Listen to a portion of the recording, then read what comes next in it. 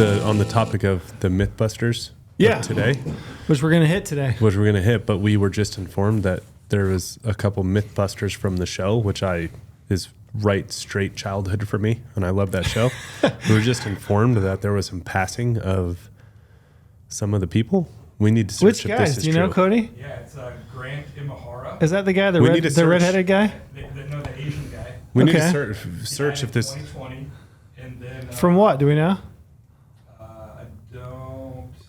Ruptured intracranial aneurysm. Ooh. Oh, brain aneurysm. Fuck, dude. The female? Yeah. No way. Yeah, the female passed too? Or something like that. How did she pass? Did she die in a car crash? I don't know. Let's look. That show was awesome. Brain aneurysm. Her too? What? Yeah. Both of them? Both of them? Yeah. Dude, that's one of the things I'm so scared of. Oh, God. Yeah. Both of them? That's so weird. Who we're talking about? Grant, right? Yeah. Yeah, Grant of a brain aneurysm, yeah. Yeah, but what so about the girl female? didn't. That was the guy Grant did, but not the girl. Okay, sorry, yes. Okay. I was about to lose my mind. I was about to be like, how do both of them die of a brain aneurysm? There was too many reports. Jesse Combs died in a pretty legit way. She crashed a jet-powered high-speed race car. No a way. jet-powered high-speed race car crash. Yeah. Pretty... Dealing with fire there. That show was awesome. I mean, It was my childhood. Yeah, I remember watching that a lot too. That was my childhood. Damn. I spent so much time watching that in between football practices. Yeah, I love that show. I love the whole premise of it and everything. Yeah. Some of the myths too, I'm like, no way. And then they actually bust it. No way. That's terrible. We're not going to talk about that. Good thing you don't have a microphone yet. That's not true. They really didn't do that, did they? Yeah. No way. That show was wild. Dude, they did some pretty epic shit on that show. Yeah. It looked like a fun show to work on. Remember the one where they, the position you're supposed to get in during a commercial plane crash, and they tested that? And it's actually like a way worse position for you if you were. Really? That's the one that sticks out. The one that they teach? Yeah. Like the one that you coach? Like if you actually listen like to you the put your flight head between attendant? your legs and Ball up? Yeah, and ball up. It's not. You can just visually in your head think like that's probably not a good idea because the seats in front of me are going to compress my spine they proved it, and it was pretty aggressive how they proved it. And then I just remember like, okay. Did they actually crash them? No, they dropped like makeshift plane seats. They dropped it from a really high crane so it would match like speed and velocity. I mean, they had everything dialed in that show. Like they took the average speed and velocity and weight and all that stuff of a typical plane crash, and then they redid that off of a crane in this makeshift stuff, and they dropped it. And needless to say, not a good position. Don't you think if you're actually in a plane crash, all that goes out the window? I mean, yeah. I mean, I'm climbing under the first seat I can find. Yeah. I never think about it's kind of one of those things. I don't ever have that thought cross my mind when I'm flying. Yeah. Yeah. You can definitely see people on flights that do. I've been on flights with people that they were noticeably nervous, and I felt my brother-in-law, my wife's brother, him on a plane is really a sight to see. Gets nervous. He's 4 to 6 beers deep before he can even get himself to walk down the jetway to get on the plane. Yeah. That must be awful. I feel really bad for him, honestly. He hates flying. Hates it. Oh. It's just in his mind. The only thing that ever like tweaks me out is you think about the planes that are in the sky. Yeah. And you look like the age of them. A lot of them are like 60, 70 years old. I mean, they're old. Do you know what I mean? And I always wonder, how can you build a plane that's going to fly for 70 years or 50 years or whatever it might be? And that, don't quote me, I might be wrong. But how are you flying a plane that's been in the sky for 50 years, but you can't build a vehicle that'll give you, 300,000 miles? I mean, have you ever driven a truck from the 60s or 70s? I mean, yeah, they're built different for sure. But they're not very reliable. I have a 69 Bronco, and that thing is like the least bit reliable. So to think about that in the sky with hundreds of people on it, yeah, it's weird. If you really want to watch a good, I think it's Netflix. Is it Netflix? Yeah, Netflix. Netflix is show good. Society of the Snow. What? I haven't seen it. Oh, what are they? I've heard about the plane crash in the Andes. In the Andes. And it's actually really. Yeah. I watched it when Omar and I were bear hunting. I had it downloaded for offline. That's one where the soccer team or whatever. And they ended up having to like eat each other and stuff like that. Yeah. And like try to climb up mountains and two of them whatever climb out. Like it's you like start after watching it, you're like, maybe I should start bringing some like survival stuff on the plane on my carry-on just in case this happens, Just in case. Always have my reach. No way. It's a really, really good film, but it's probably one of the ones I'm only going to watch. If I'm in a plane crash, I hope that's it. Just done. I hope not. I'm just going to start carrying on It sounds horrific. parachute. A parachute? Yeah, just my backpack. Like I'm just bringing a parachute backpack. It's just you just jump out and throw it. Every man for himself. I'm like, if you guys get sucked out, so be it. Like I have a parachute. I don't think that's legal. It sounds terrible. It does.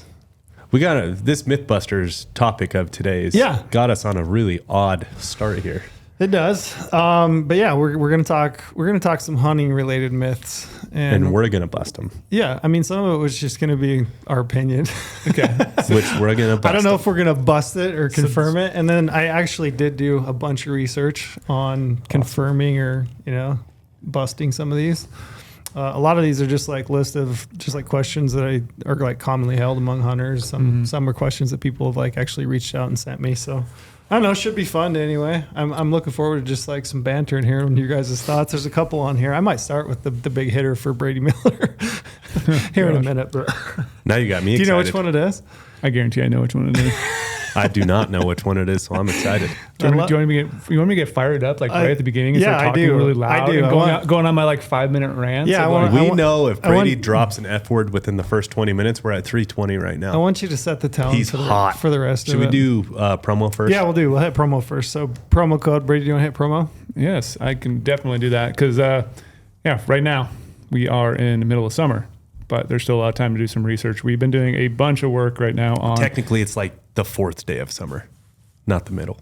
It feels like the middle. I get really, feels like the really middle. skewed the last 11 years living in Las Vegas because I always forget there's seasons elsewhere in the world. Summer starts in April for us. Yeah. But it's technically this year was June 20th, which I think was the earliest it's ever been in like 6 days ago, in 200 years or something like that. Earliest first day of summer. Anyway, sorry, just technicality here. Okay, yes, but like we've been doing a lot of, okay, if you don't have a tag, now what? If you did not draw a tag, here's what you can do to try to get a tag in your pocket. So if you need to use goHUNT Insider, use the promo code podcast when you sign up for an Insider account to do your research. You'll get 50 points back to the goHUNT Gear Shop. And yeah, that's $50 to put in your pocket to buy some gear from us. But the whole didn't have a tag, now what? Like all these leftover opportunities are coming up right now. We had Scott Butler on the podcast. He didn't have a tag. He's looking through all those leftover opportunities. The second draws, OTC stuff, trying to pick up a tag. And so that's a big thing right now. Like, yes, you still can research to try to find a hunt and pick up a tag and go hunting this fall with our tools. And then turn around and use maps. Do those research at the same time. Like I'm already diving into maps, trying to figure out where I'm going to hunt this fall. Yeah, that's where my mind goes. Is like moving into like actual mapping and scouting. Yeah, so you had Idaho controlled results for what? Yeah, it just came out. Antelope just came out yesterday. Yep. I've got my season set. Like I've got my tags. Draw? No. Yeah, neither did I. Of course not. No. I have a tag full of pockets already. Yeah. A pocket full of tags, I should say. Full of yeah, pockets. I flipped that. I got a pocket full of sunshine. Pocket full. I finally also. Yeah, great song.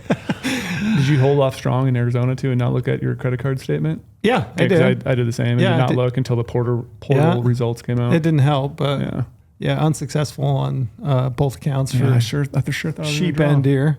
I did too. I had a sneaking suspicion. I thought maybe it was going to be the year for me. Yeah, you have a lot of points. Yeah. Yeah, you know what's weird is God put Arizona Game and Fish on blast. They when they did the portal transfer from the old to the new, I lost a preference or a bonus point. So did I. Did you really? Mm-hmm. Yeah, I did as well. So this right here brings up a good point before we get into Mythbusters. Oh, maybe it's Mythbusters. Is the state I was accurate? False. There are very inaccurate a lot of times. I've actually had to go back through all the receipts. No joke. That's what I'm talking about, keeping receipts. Like you could, if you had all your receipts, you could turn around and show it to them and they'll give you a point. I've done that in 2 separate You can states. try. No, I reached out you to can. get it back, and I did not have proof. But you just know, you know what I mean? Like when you're in it the way we are, like why would I have a loyalty point for this other species and not deer? So right? It's like, no, I had it, but I didn't have receipts, so they didn't give it back. Yeah. So I know where you're all in the 2024. We're in the digital age, or has it always been in the digital age in the last like 5 years, 10 years? I have a folder at home. Okay, a little, I don't know what you want to call it, a box with individual folders every single state.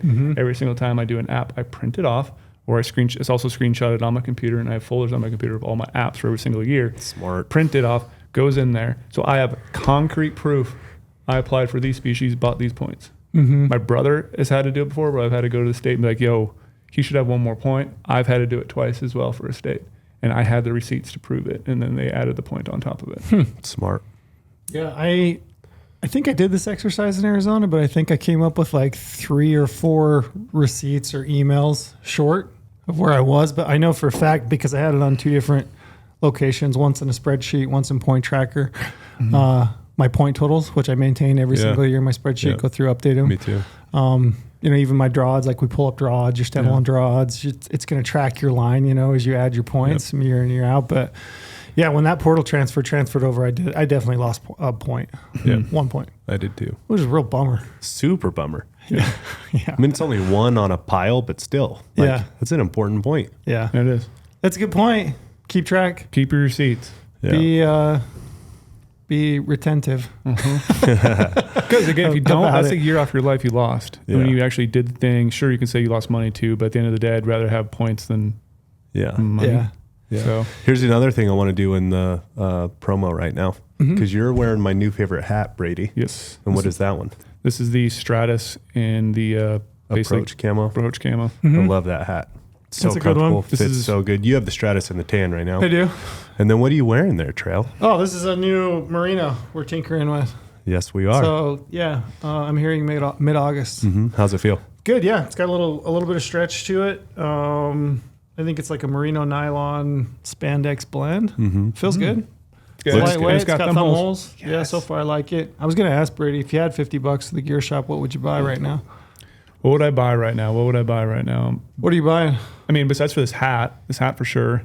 I would buy that. I love that hat. Yeah, It I looks have this so hat good. in like Fits great 4 too. colors, I think. Yeah, I like to run in this hat. I like to just. You gonna hunt in it? I'm probably gonna hunt I in had that it hat. last year. know. It was great. I'm probably gonna hunt in the Stratus early season.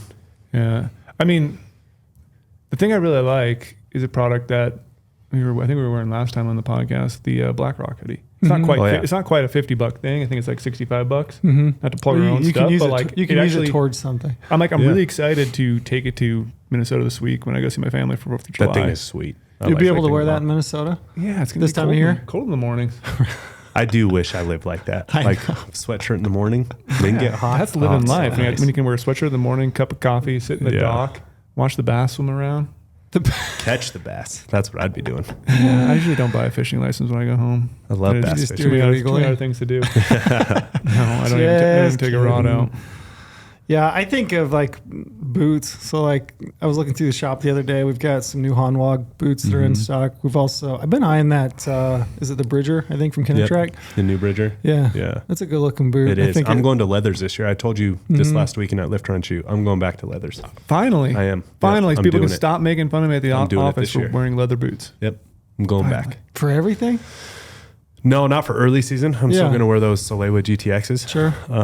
But the big backcountry stuff, yeah, September backcountry and on to the later seasons, I'm going leathers. Is it just comfort, durability? What is Durability. I've had some Wa- breakdown on those synthetics over the last couple of years. it? Waterproofness or just durability in general? Both. Durability in general more so than waterproof. But it's been a long time since I've worn leathers, and I'm like, now that I've worn the synthetics for so long and dealt with kind of breakdown of the boots, I want to go back to leathers and Doesn't break you that they're refresh my heavier? memory. No. Not Go at to all. the gym. No. Exactly. Go to the Go to gym. the gym. The fuck? I mean, a pound here and there. Come on. Go to the gym. What do they say? Pound on your foot. What is it? Pound on your 5 pounds foot. on your- Five on your back. Yeah, 10 pound on your foot, back. 5 on your back. Yeah. Every pound. It's for Go to the- amount. Go to the gym. It's kind of true. And it's like synthetic boots sometimes just don't seem to, I don't know, they don't seem to last as long. Yeah. They blow out a little bit. And like I said, I've had huge blowouts on my Yeah. synthetics the last couple of years. Other things in the gear shop I've been looking at. We finally got some of these air razor veins. Mm-hmm. So it's hold on, say it again. air razor. Air Yeah, Razor. it's spelled pretty funky, which I won't be able to do. Yeah, okay. But Air Razor. But you can just look at it. But essentially what it is like so it's an Air Razor 26, which is like a max stealth profile vane. Okay, but they're, my understanding is that they stick better, so better adhesion, and they're also stiffer. So I've been using the Bony Heat vanes, which I like because they're stiff, and so a stiffer vane's quieter, right? Like that ripple, if you think of a vane going through the wind as it cuts through the air. The softer the vane, typically the louder it is. That's more why ripple. Yeah, same with like a Blazer. It was kind of floppy, wasn't the stiffest material, and then also just like high profile. They were like a little bit noisier. Actually, this is being another myth. I'm going to add this one right on the tail end of this. That's perfect. But yeah, supposedly they're stiffer, so I want to try those. They do look interesting. Yeah, and I still want to buy, and I'm probably going to pick them up today. It's just Dude, they're 25% off right now. Yeah, are they? 4th of July sale we got That's going right. on right 4th now. of July sale. That's right. Yeah. But I want to try those, and I want to try an Easton X10 Parallel Pro arrows. Yeah, It's you were like- talking about that this weekend Yeah, too. they've just like I've been kicking the can down the road, being like, oh, I want to set them Yeah. up, I want to try some, but I'm just going to do it. Yeah. So I'm gonna. That's what I would buy in the shop. And then honestly, without even feeling guilty about it, they are our podcast sponsor, but Sig, Mm-hmm. 6 Hour, the Zulu 6s. If you don't have those, they're Mm-hmm. already a phenomenal price point. Why not knock off 50 extra bucks from them? Yeah. You know what I mean? Like those Zulu 6s completely changed Are the they game. on sale right now, for too? hunting. Yeah. Gotcha. Well, I don't know how much, Brady. You want to pull that up? Or they're You know- going to be at some point during this sale. I don't know if it's right now. You know their product Yeah, I really not like because right I like now. their Not right now, but I like their point. rangefinders a ton. Yeah. Archer Yeah, their mode, rangefinder's sweet, all the too. rifle stuff. Yeah. I really do like the rangefinder. Whether you're like the Kilo 5, the Kilo 8, 8K. AK. Mhm. Yep. Yeah, I've got the AK. I've been using it, and I love that thing. Yeah, It's easy to see. I remember when they were here, I kind of noted to them that like one of the just like little finicky things about me in rangefinders is the button has to be real light. Because you think about an archery situation. So I think about when we were at SIG games Yeah. and I ran up to that last target. So I shot 3 targets and you're running in between. I ran up to the last target and it's timed and I was nervous and then it's a 108-yard shot and I was trying to get a range on that elk. Like I was shaking so bad. Yeah. Like my hand was shaking so bad. If you add into the fact that like it takes pressure, real pressure to push that button, Yeah. you're shaking that much more. And those don't take hardly any finger pressure to actually get a range. Yeah.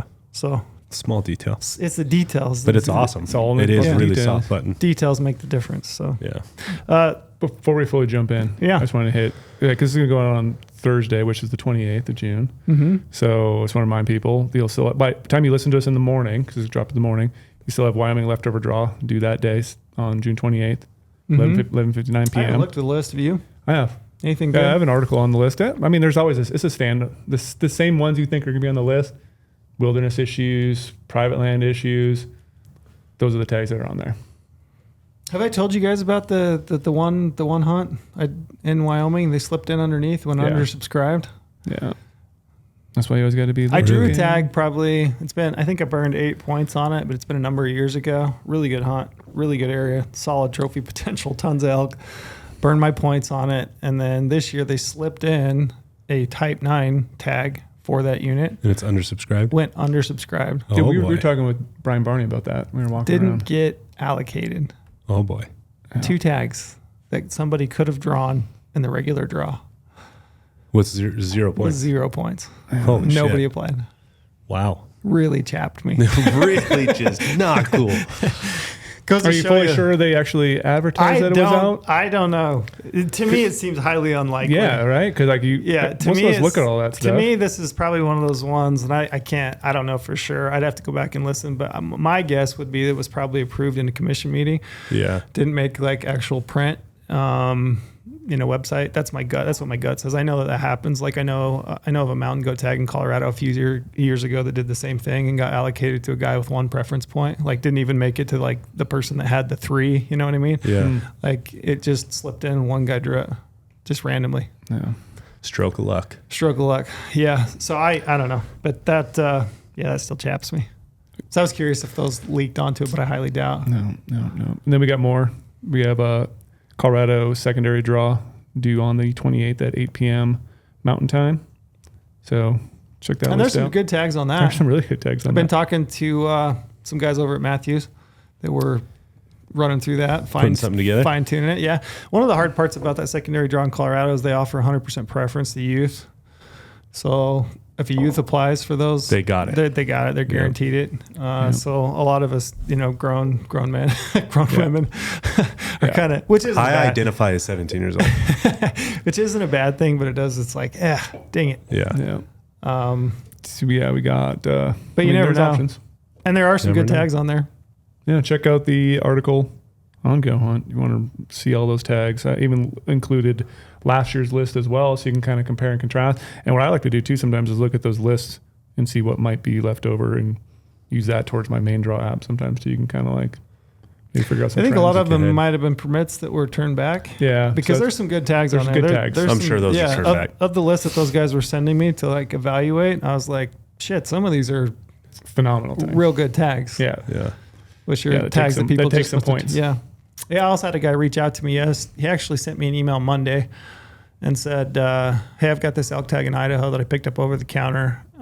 Any ideas? And we were kind of going back and forth. And then he emailed me again yesterday and it was like, disregard, I drew a controlled tag. And so he's going to turn his, OTC tag back in and he'll take the controlled tag. So there should be some of those that are hitting. Some guys got all the luck, man. And speaking of Idaho, I mean, it'd be a tight window for people listening to the podcast, depending on what time it drops on Thursday. But there's a bunch of actually leftover tags right now for Idaho that you can pick up. Yeah. I But never draw those always anything in always Idaho. sell it really quickly, and then it's that whole we have to wait in line for. Did you see yesterday when Idaho controlled results came out? They put you in a waiting queue I did see to get your results. I love some of the people just roasting them on the internet. Like, you guys need to fire your web guy because you have to put in a waiting queue. It's like when you're Ridiculous. picking up your OTC tag. a waiting line to check your own results. Check your draw results. That's ridiculous. I did not see that. That is Because they unbelievable. said their website was experiencing too much traffic, right. so it was Yeah. trying to crash their website. I think I saw more people yesterday that had drawn Idaho tags than I can remember in the past. Uh-oh. I never draw anything in Idaho, ever. Yeah, neither have I. I've always applied in the controlled. Yeah. It's a real bummer, but good luck to the folks and congratulations to the ones that did. So depending on Thursday how things go, those OTC non-resident deer and elk tags will probably be sold out by the time you listen. But check out the articles all the time on GoHunt. Yeah. One more thing too, Montana alternate list that closes on June 30th to sign up for a non-resident combo. Have you looked? Have you followed up on that to know? Like it used to be that if you signed up for like the elk combo, general season combo, it was pretty well guaranteed. Like that you would get through the turn back list and you would still get that permit. Do you know if that's still the case? Yeah, the elk and the big game are definitely the two that are turned back more often because they have a higher price tags. I think people are like, oh, I'm going to get more of the money back. Gotcha. So if you're going to do one or the other, I think there is a lot more of those turned in. I didn't really track it that well last year. Usually I track it really well when my family needs to get some tags because you have to like call in all the time. I just forgot to do it last year. But I know the deer tag one's usually hard to get. Like my friend last year was number like 2,300 and he barely moved down the list. Like they didn't have a lot of deer. Turn back deer. Yeah, just deer combo turn backs. Like there wasn't very many of those. I think for elk though, because people will draw a special tag, right? No, you can't do that. Or they won't draw a special Won't draw a tag. special tag. They'll turn back their general And then they season might have elk elected to keep combo. it for a while, and then they elected to turn it in, yes. Yeah, right. Yeah. And a lot of times too, those get turned back more towards the opening of general rifle. So if you're on the alternate list, doesn't cost anything to sign up for the alternate list. Yeah. You're not using any points. So if you want to try to get a hunt, you can always elect not to take it. So Gotcha. those are the upcoming things we got going on right now Gotcha. in the world of apps and tags. Yeah. Yeah. From the top. Let's dive into Mythbusters. Yeah. And hit Brady right, just right between the eyes right and away. just topics. You guys are going to make me heated already? Yeah. So I don't know my- which one you're going to drop, so I can't So my wait. favorite one. I guarantee I know what it is. Do you want to read it? Do you know it just off the top of your head? It's one about some rifles. It's about a rifle, Yeah. a caliber. A jackrabbit gun or a squirrel gun? I mean, why would you take a squirrel gun elk hunting? So a 6.5 Creedmoor won't kill deer and elk. Yeah, why? Is that an actual myth? No. I mean, Here's the thing. I don't know if you can call it a myth. Some of these aren't like out and outright myths, but it's like this. That is a pretty What good is it? undercurrent, It's like one of the things that I see In hunting like, all the time. Yeah, and it's just like, I mean, if you had $1 for every meme that you saw about a 6.5 Creedmoor, Yeah. that you saw on Instagram, I'd be wealthy. But Tell me, like, what is it? Won't it kill deer and elk? It'll definitely kill. I could kill probably an elk or deer at the 22. It's just, do I want to? Do I, like, why leave that margin of error up to chance? Mm-hmm. So why do you need to figure, what's the minimum cartridge I can take to go kill an elk? Why? Because it doesn't recoil, because you weigh 20 pounds and you need a gun that doesn't make you recoil? No, it's just like, why don't you just take the proper cartridge for the animal you're hunting? Yeah, there's people that are like that. You can't kill something more dead than dead. Okay? Yeah. So why don't you use a weapon that is capable for that, so you're not going to wound? People go into the field thinking they can use these certain weapons because they shoot comfortable, they shoot great, they're flat shooting, it's new marketing, great marketing team for these people. But why use it for animals that you should not probably use it for? Yeah, you can use it for a deer. I was thinking about maybe using it on my, I have a U tag for desert bighorn, because my 300 rum is going to tear apart. So let me pitch desert sheep. Let me pitch you a scenario. Should an individual shoot a 70-pound bow if they can't comfortably hold it for 10 or 15 seconds? Or would they be better off to shoot a 60-pound bow that they can hold more steady, more comfortably for a longer length of time? 60-pound bow. This is different, though. So how? It's different. What if so the recoil, the sound, guns kill by different methods and those tearing. Those are samesies. No, they're not. I feel like it is kind of samesies. No, it's not. I'm really I'm going through if somebody's more mental comfortable, gymnastics right now, more accurate with a smaller caliber rifle, is that not the better choice? It can be the better choice if you make the perfect shot. Is hunting all sunshine and roses all the time? Is that animal standing there at 300 yards? There's zero wind, animals looking away, and you can put that thing right behind the shoulder. What happens if that animal takes a step you hit in the shoulder with a 6.5 Creedmoor? It might run off in the timber. You might not be able to get a second shot. If I hit an elk in the shoulder with a large, I'm not saying you have to use a 300 rum, a 338 Lapua, 338 edge, something silly, but you just don't go with the minimum. You don't have to go to the minimum because it's an easy shooting. I get if that's your only gun. If that's your only gun, by all means, shoot it, but know your limitations. Cut down those yardages. Shoot at 200 yards. If I hit something in the shoulder with a big cartridge, that animal is going to either fall or it's going to stand there again, and I'm going to get another shot opportunity. What happens if I get another shot opportunity, now I get two in it, then I'm going to die right there. I'm not going to lose and waste a bunch of meat. Yeah, I might have hit in the shoulder and lost some meat because of that, but it's not going to go bad because I'm not going to track it 4 miles because I shot a 6.5 Creedmoor at 800 yards because I'm an idiot, because that's what the internet tells me to do. There we go. Let's go, Brady. You don't need to be it's fun to try new things. Is there a distance that is acceptable? Like if you like a 6.5 Creedmoor, you go out and you're hunting with it, is there a distance that you're like, yeah, I'm all right with that? Maybe 300 in. Okay. Like you can definitely use it to hunt. I'll be the first person to say, like, if you want to go use it, more power to you. I will support you, but just realize it's not something that is larger. It's not like there's an elk. I'm just going to shoot it and blow through this brush to hit this bull, and I'm going to aim wherever. You have to know on the shot. Same vein as like comparing it to archery. The way you're talking about, I've been doing the mental gymnastics over here to put the 2 and 2 together, kind of in the same comparable bucket. It's like traditional archery is what you would put into the 6.5. Much more considered to that, because like a 60-pound bow and a 70-pound bow, if you shoot an elk in the shoulder, that's like there's not really much of a difference between that's going to blow through with the 70-pound bow. That's like a 300 to a 7mm. Yeah. So it's like 6. Talk to me. Yeah. Sorry, I didn't mean to cut you off. No, I was going to say, so 300 is in 7mm is like the 70-pound bow to 60-pound probably, bow. yeah. And then if you go to a 6.5 Creedmoor, now you're shooting like trad gear. Kind of, yeah. They shoot great, sure. I have one. I own a 6.5 Creedmoor. If anyone doesn't know, now they know. I own one. I actually really enjoy shooting it as a training rifle. Again, I know its limitations. I said it earlier, I might take it hunting on my goHUNT, because I have a U bighorn. They are really soft. Yeah, so it's like, I know it's only made for certain things. Like if I'm going to go out and try to shoot a deer and it's my only gun and I'm a Midwest person and I'm shooting 50, 60 yards, sure, go for it. If you're going to take it out west, just know it has limitations. And yes, I know there's millions of people that will say, my brother's killed an elk with a 6.5 Creedmoor. I'm sure he has. Do you know the whole story? Did he take a million shots? I've heard a lot of people take 6 shots with elk. I know them personally with 6.5 Creedmoor. I know some people also killed it one shot and it just dropped. Things happen, but why leave things up to chance when you're hunting? That's what I always try to tell people is just, if you're going to shoot a big gun, like, oh, it's going to waste a bunch of meat, just hold off then a little bit. You don't have to hit things in the shoulder. Yeah. Talk to me about foot-pounds of energy for a rifle. Do you have, I mean, is that something off the top of your head that you feel? Not probably off the top of my head, Okay. but more is always better. Okay. Yeah. I mean, there's no replacement for displacement here. Yeah.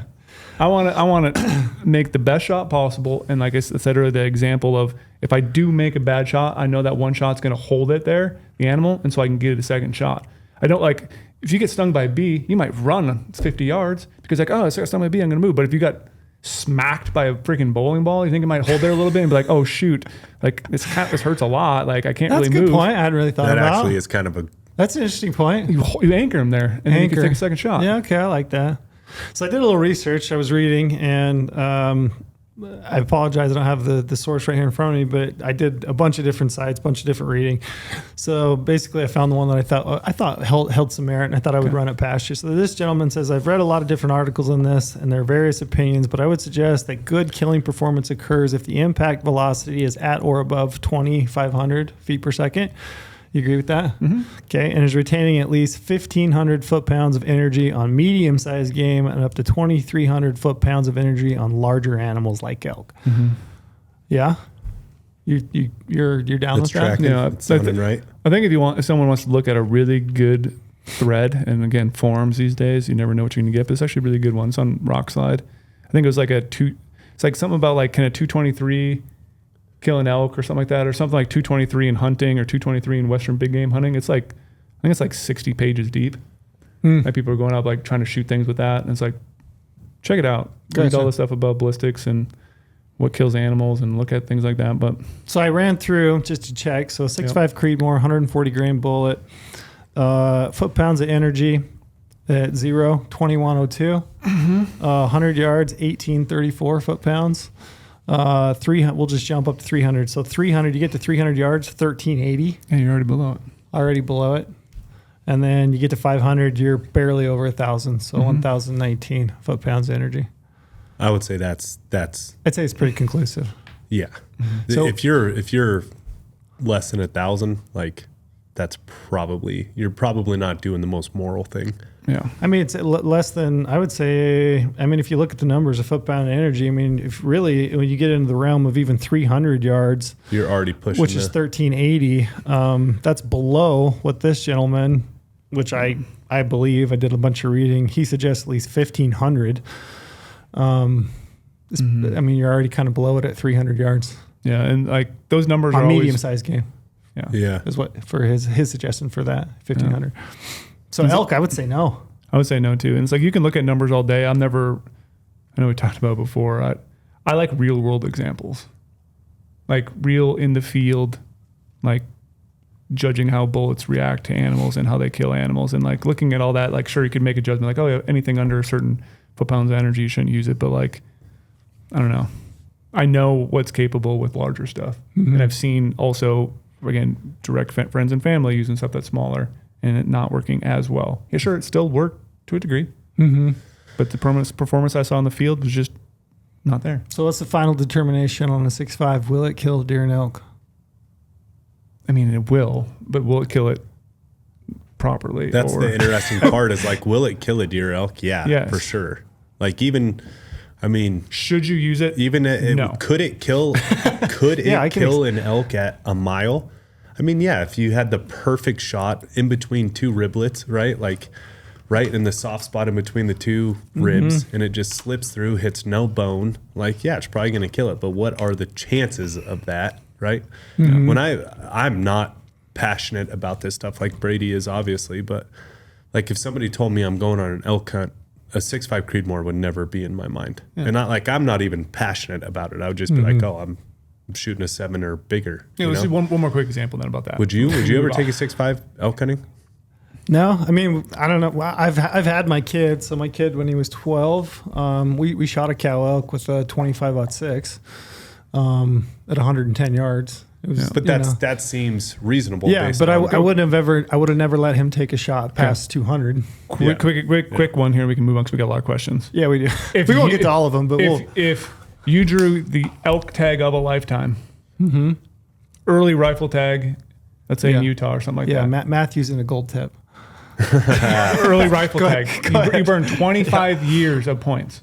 Okay. Maybe whatever. it could be. 440 grains at 295 Yeah. feet. No, second. I hear you. Stop. Don't leave it up to chance. You would pick a 6.5 Creedmoor out of No, your rifle case and bring that on that dream hunt of a No, lifetime. I would No. not. Would you? That's my point. And that's the thing right there. So if that's I the wouldn't- answer for anyone, they should not do that. and that's wouldn't- what I was getting at is I'm not passionate about it. But if I have an elk tag, it's like not even in my mind to take a 6.5. Yeah. No, it's like no one in the right mind would do that. They drew a tag with 25 years of points, pick up a 6.5 Creedmoor. Like, I'm going to take this on a rut elk hunt. No, you would take something a little bit bigger because you burn that much more points. You realize that any animal's life is worth so much. Use the right cartridge for the job. So the memes are justified then. Yes. Okay. And I love them. Well, and I love when people send them to me. So Okay. keep sending them to me. I might not share all of them, We'll but put I definitely read them all. we'll put that and one laugh. to bed. Okay, I got another good one for you. All right. You ready? So this one stems from a pretty legendary bow hunter, Randy Ulmer. Do you guys know where I'm going with this? I do yeah. know where you're going. You do? I already know. You do already? Oh, Both yeah. of you already know. Okay. So archery hunters should avoid eating red meat or meat in general weeks prior to their hunt to avoid the scent of a predator and improve their chances of not being winded. What do you think? So I don't know. This is a story that a lot of people might not know about me, but I was vegan for a little bit. And this is part of the reason why I did it. When I was first getting really into bow hunting back in like 2010, 11, 12, like that's when I was diving headfirst into it. Now here's the thing. There's a lot of variables, right? Like variables stack on variables and who knows what. They're all kind of tied together and you can't tell. I was a way shittier bow hunter back then. I'm still, obviously I got a lot of room to grow even now, 10 plus years later. But back then I did not notice a difference at all. None. None. But I was a much shittier hunter. So like all the other variables, was I fucking up all the other stuff too? Probably. Right. But like I did not notice much Where do of you a ever difference. try that? No, but the only thing I could think maybe has some validity to this is you walk by a restaurant, cooking a bunch of, barbecue, cooking a bunch of food. You can smell that from miles away. And like you probably then in your body, maybe it's emitting some of that scent out.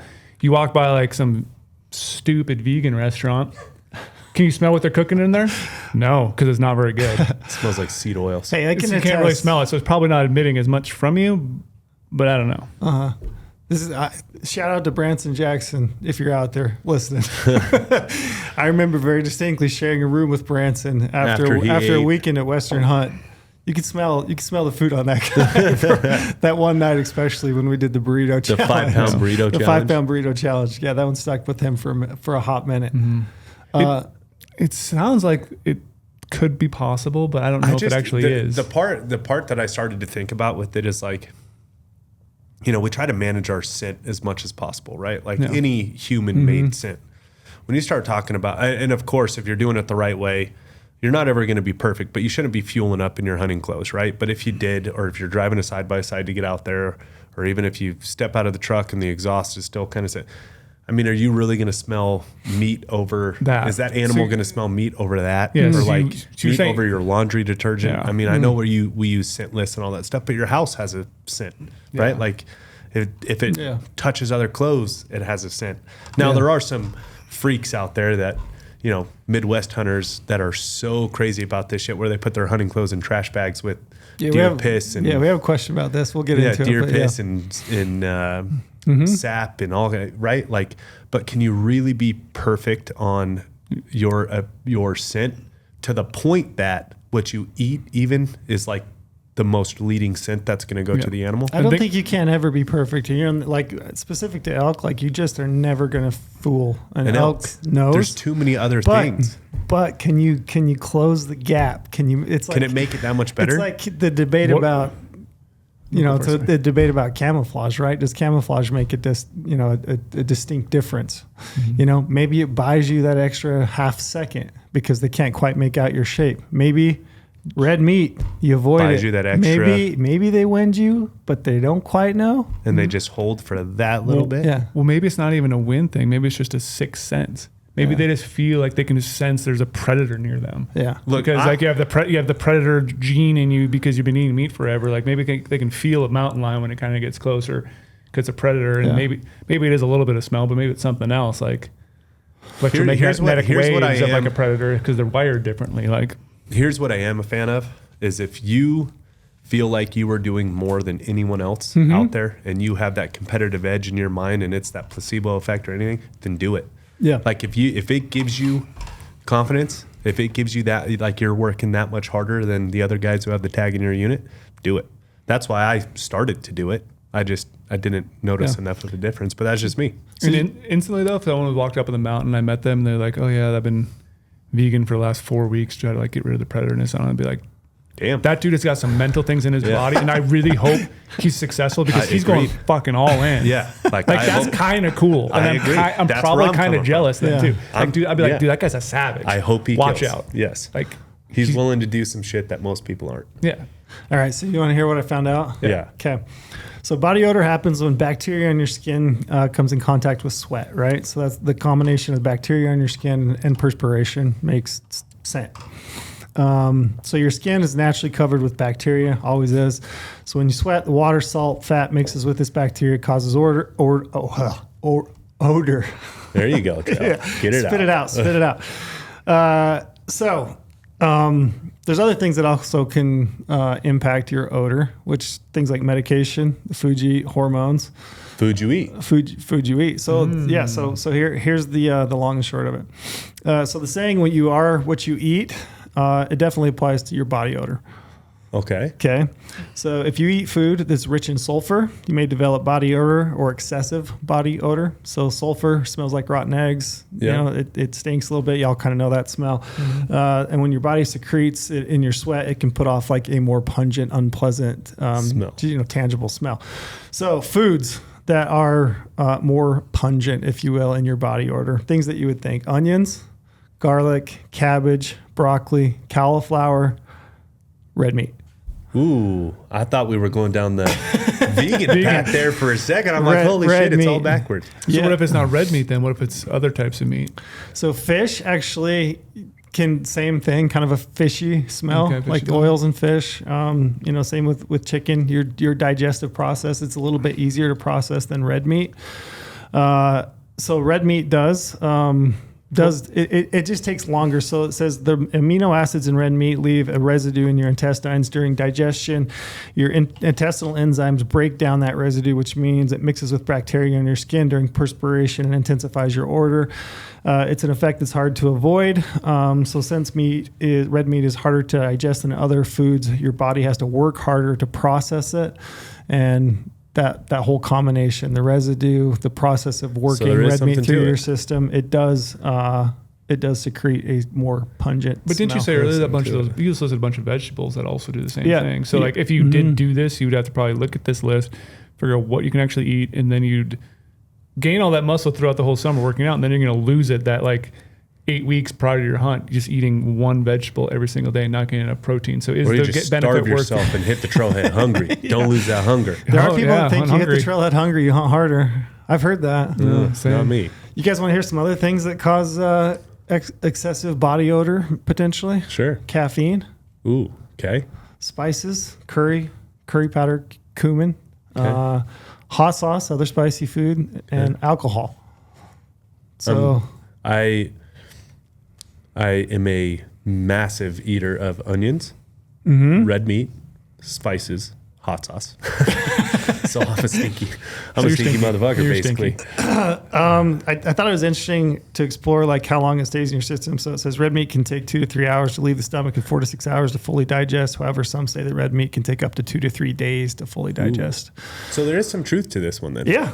But now it gets into the realm of like, is it a variable that is going to outpace the other variables of your truck, your side-by-side, your just general, human odor, whether it's meat or not, right? Like, is it enough to affect all of that? And is it enough to give you that half a second that you might need if it does catch the tip of an elk's nose? Yeah. I would say it's marginal at best. But there is some proof in the pudding. Proof to it that, it potentially might help. Basically, what I found in this is I stink like crazy. The other thing, too, I will say, I know this is like kind of gross, but anybody who follows me on Instagram knows I'm a very heavy sweater. Yeah. And I am as well. And I've been taking a lot of fish oils lately in my older age. I've kind of neglected some of those healthier fats, at least to the levels that I've needed, my blood work and all that stuff. So anyways, I've added quite a bit of fish oils into my supplementation. And I feel like I can smell it. There's nothing worse too than a fish oil burp after you have fish oil. It's terrible. I take fish oil but too. I do notice my body. I do feel better. Joints feel better. My knee, I've always had a knee issue. Most people know that. I got a shoulder reconstruction on my left shoulder. And I have noticed it working, but I also do feel like when I am just in that dripping wet phase, I'm like, yeah, I'm taking fish oils, like kind of gross. Sorry, that's putting anybody off, but like, I feel like I can notice it. Yeah. So maybe I should stop. Now I know why Trail's sitting to my right and not further next away to from you. me. Yeah. So maybe 2 to 3 days before your hunt, maybe avoid the red meat. Stop it. Yeah. And fish oils. But then, like you're saying though too, what if you're sitting next to a predator in your passenger seat and those sense of him? I got waiting one on for you. What if I'm in Grizz country and I haven't stopped taking my fish oils? That's right. That's a problem. Then you're attracting, Yeah. a predator. That's a problem. Anyway, That was a good one. good one. Here's the next one. This is another one that I thought would be particularly interesting to Brady Miller, being that you're colorblind. Yes, here we go. Here we go. So elk and deer, can they vision? Can they see color? And in particular, this one came from, I think, something I said on a previous podcast. I use the red light on my headlamp all the time because I've always been told deer and elk can't see red light. It's a red light, yeah. So is that, you guys agree? So when I was younger, trying to get ahead, I did a shitload of research into this, and I am not smart enough to retain all of why, like cones and rods, and we have more cones or they have more cones, vice versa. I don't know. Someone has more cones or rods, us or them. I can't remember what's what. But they can see color, just not high frequency colors. That's what I remember. The general takeaway that I've remembered from my research when I was trying to become a better hunter is they can see color, just not the super high frequency, like blazes and neons and even like high pitched greens. They can't see. Right? This one took me down a rabbit hole. I learned a whole bunch of stuff about deer and elk vision that I didn't really necessarily know. Maybe I knew it, but I had never really put a lot of thought into it. How right am I based on my Pretty right. 10-year Yeah, old pretty research? right. Yeah, so first I'll jump in. It says deer are mostly red-green colorblind, so they can't see. High frequency. Yeah, just like Brady. Yeah, just like me. Like we were at the SIG games, could not see any of those little flags they kept putting out. Why don't they put them? Yeah, they can see brighter blues, color? browns. They can see all that, right? Yeah, and I'll get into that. They can see colors, some colors, and different colors they see actually quite well. But red, green can't. So interestingly enough, there's some studies that have been done on it. So it says in bright conditions, deer are better at detecting blue and green colors. Some yellows and dim light, deer are better at detecting yellow and orange colors, but red typically they don't really see very well. So red light. Red light does work. Yeah, works. Yeah. They can see neon orange. Yeah. Well, they say so they can see in green, low green light. too. So it's like camouflage with green. They could probably pick up during the middle of the day. Some green, maybe in the middle of the day. Yeah. Yeah. So I got a bunch on this actually. So it says one of the most basic distinctions between the way an ungulate sees and a human sees is the placement. So this is also about this took me down a rabbit hole about the placement of their eyes, which I think is also worth noting in this little section. Since ungulates' eyes are at the sides of their heads, they have a much larger field of view, 280 degrees, where a human's field of view is about 180 degrees. So an elk only has to turn its head slightly side to side and can see a full 360 degrees. Yeah. Which I haven't really ever thought about. Yeah, the predator-prey eye placement. Yeah. Like we are obviously predators, eyes faced forward. Yeah. 180 degrees or less is predators. Yeah, but I've often wondered, how is it that you get picked off so easy? And antelope is even more so, right? Yeah. So the degree at which they see is so much wider. Yeah, when you think they can't, there's no way they can pick me up, I'm going to move, and then you move, and you're like, holy shit, they saw me. Yeah, I mean, if you think about 280 degrees, that's a lot. Yeah. That's a shitload. A lot. They basically have to be dead away from you to not see you. Or have an ear or whatever it might be. Covering their eye, which has kind of changed my perspective on when you might move or when you don't. When you do or don't move. You have to be really careful about that. It makes me understand why I probably got busted more times than I thought. They have 280 just without turning their head, like just dead. Just from the get, it's 280 degrees. Yep. Almost Holy 360 with the slight turn of their head. More interesting facts. It says human vision is most acute in the center of their eye, allowing people to focus intently on details directly in front of the face. Deer and elk, they excel at seeing the big picture. He goes on to say they have their best vision right on the horizon, along the horizon where the predators come from. They don't really need to look up to the sky because hawks, other animals aren't coming from the sky to eat them. So our eyes, very detailed in the center of our vision, the direction that we're looking. Elk, more detailed towards the horizons, like the peripherals of their vision. That makes a lot of sense. When you think about it. How do we kill these things with a bow? It's unbelievable. Yeah. This is interesting. It says in exchange for having a wider field of view, ungulates have reduced visual acuity, which is equal to about 20/40 in a human. So they don't see as much detail. 20/40 is not that bad, Not though. terrible. He goes on to say, however, does that mean that vision is worse than a human's? He says ungulates' lower visual acuity doesn't mean things aren't in focus. They're just sampling information with a lower density of detectors. It's like the resolution of a digital picture in megapixels. Deer analyzing more visual area at fewer megapixels. So they're consuming a larger field of view with slightly lower slightly acuity. lower. Still yeah. plenty of acuity to see what's up. Yep. So this dives into a little bit of the color comment that I brought up. It says another key factor in how ungulates see is based on their color vision. Humans are trichromats. They see red, yellow, and blue, as well as black, white, shades of gray. Ungulates have dichromatic vision. They only see yellow and blue, along with black, white, and shades of gray. It says your orange vest works because it's not blaze orange to ungulates. So they can see like some slight shades of green or orange, but not like the high frequency. That's what I remember. Not high frequency. Mostly blues and yellows are kind of what they see. That's what they see to the best depiction of color. Yep. They see. So this is interesting. It says, however, ungulates can see the blue end of the spectrum 1,000 times brighter than a human can. Wow. Which is why they pick up ultraviolet light so easily and why some hunters take great care not to wash their camouflage apparel in detergents that contain UV brighteners. Oh, there we go. Which I've never paid attention to. Me either, but I'm going to now. Yeah, I've never paid attention to UV brighteners in a detergent that I've used or I've seen. Like if you go to a gear shop and you can buy those detergents, right, that are specific to like UV. Yeah, and they brighten and make sure clothes look newer and fresher. Yeah, I've never done, but I didn't know that. Yeah, 1,000 times better than a human on the blue spectrum. So if you have UV in your clothes, they are picking it up. Yeah, they're picking it up. Yeah, interesting, right? That's incredibly interesting. So he I'm goes gonna on. make sure I'm not doing that. This one's another interesting little point. It says ungulates are also more sensitive to changes in coarser patterns in the environment than a human, which is why they can easily pick up an encroaching predator on the horizon. Humans would never have to be looking directly at something sneaking up on them for it to be noticed. We're really tuned at fine patterns. So we look for fine details in things, whereas an elk is a much coarser view, but they're picking up movement. They're detecting movement. Much more so than we are. And things that probably don't fit the natural natural landscape, natural environment. A human standing on a ridge walking around. I love Skyline. That's my go-to to kill something. I mean, it is trails. You heard the mean tweets the other day. mean tweet. Yeah. Shout out to Woolite and Myers for not having UV brighteners. Yeah. Woolite and Myers do not have UV brighteners. There we go. Yeah, I've never thought about it though.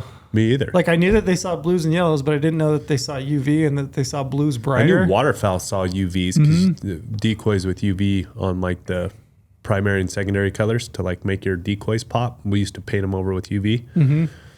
I knew that, but I did not know that about ungulates. Yeah. Cool. Good stuff, huh? Real good stuff. Did you learn something there? I did. I did too. This was a fun one for me to just do some research. Yeah. Did you check your detergent? Do you have No, I haven't yet, but it's on the to-do list for sure. Write that down. All right. So I'm gonna dive into the next one. This is kind of has to do with senses as well. So deer hear better than humans. Yes. Yes. You sure? Yes. I mean, I feel like with the ear being bigger, like how's that not the case? Basically a microphone on the head. I know. Satellite dishes on like I know moose. they have telescopic hearing, meaning they can pinpoint once they do hear the noise, they can pinpoint where it's coming from, where humans can't necessarily do that. I've called moose from such a long distance away before. I just feel like They get right to me, the exact spot. the I big can never cup, do that. I do know they have telescopic hearing, meaning they can pinpoint the noise. And Yep. You're cups, getting to it. with the big cups, I feel like their sense of hearing is just better. Yeah. So is there people out there that think that we can hear better than them? Is that why this is on there? As a myth? That's not necessarily hear better, but I think that we all think that deer, they just hear better. They hear absolutely everything, and I don't know. The research is interesting because it's not necessarily that they hear better. It's not like they have a better sense of hearing. It's just that they're, like you're saying, the ability to move their ears allows them to more accurately pinpoint Where it came from. where it come from. Yeah. That makes total sense. Yeah. But with the big cups, like they just got so much more of a surface area to take in the vibration. Yeah. You know what I mean? So it's interesting. It says deer probably detect higher frequencies slightly better than humans. So deer hear within a broader range of frequencies than we do. It says that a deer's best hearing is from the 25 to 30 kilohertz, while humans max out around 20. So it is slightly better. What we do hear though is like those mid to like low frequencies. We hear those about the same. So it's like if you think about a dog whistle, they can hear a higher frequency. Same with the deer and elk, which is, as I was thinking about elk hunting, I've often wondered, like, how do they hear each other up over such long distances? And it's probably why that end of a bugle is such a sharp, trilling sound, Makes sense. Yeah, so they can hear that further. This one actually led me down, just like you're saying, some just like little tidbits that I thought were interesting in regards to hearing in animals. So humans it says basically in regards to hunting, humans are trained, we're used to hearing the sounds that we hear on a daily basis. So, we're used to our environment, and anything that's kind of outside of that, we may not particularly pay attention to. I also think we get really good at just like blocking out the things that we don't want to hear that aren't important to us. You don't say. 2 kids and a wife? No way I have selective hearing. No chance. I threw that one out for you. I thought you might run with it. No chance I have selective hearing. Yeah, but we are. But if you think about a deer and elk, their whole existence is based on avoiding predators. And if you think about the sounds that is going to keep them alive, the things that they are acutely aware of, it's going to be the things like a stick cracking. It's going to be the sound of a pant leg or something foreign brushing up against, a piece of brush that's going to alarm them. They're so keyed in on those things. Yeah. Which is interesting. Again, how do we kill these with a bow? Yeah. This guy makes a nice analogy. He says, do you know the feeling when you're in a crowded room and there's just too much going on to focus on the conversation? Well, that happens in the wild too, between birds chirping, leaves crunching, blowing winds and twigs. Sometimes it can be hard for us hunters to figure out if it's a deer or something else that makes all that racket. He says that deer, according to research, deer have a much easier time distinguishing between individual sounds than we do, and they're able to separate natural and unnatural sounds to determine the threat level. So it's like those little foreign sounds. Yeah. Tripod metal magnets on your bino harness. We've all seen that, like how easily they pick up on a magnet slap from your bino harness or a buckle hitting your tripod. Magnet slap, but whatever. You can make it quiet if you want to.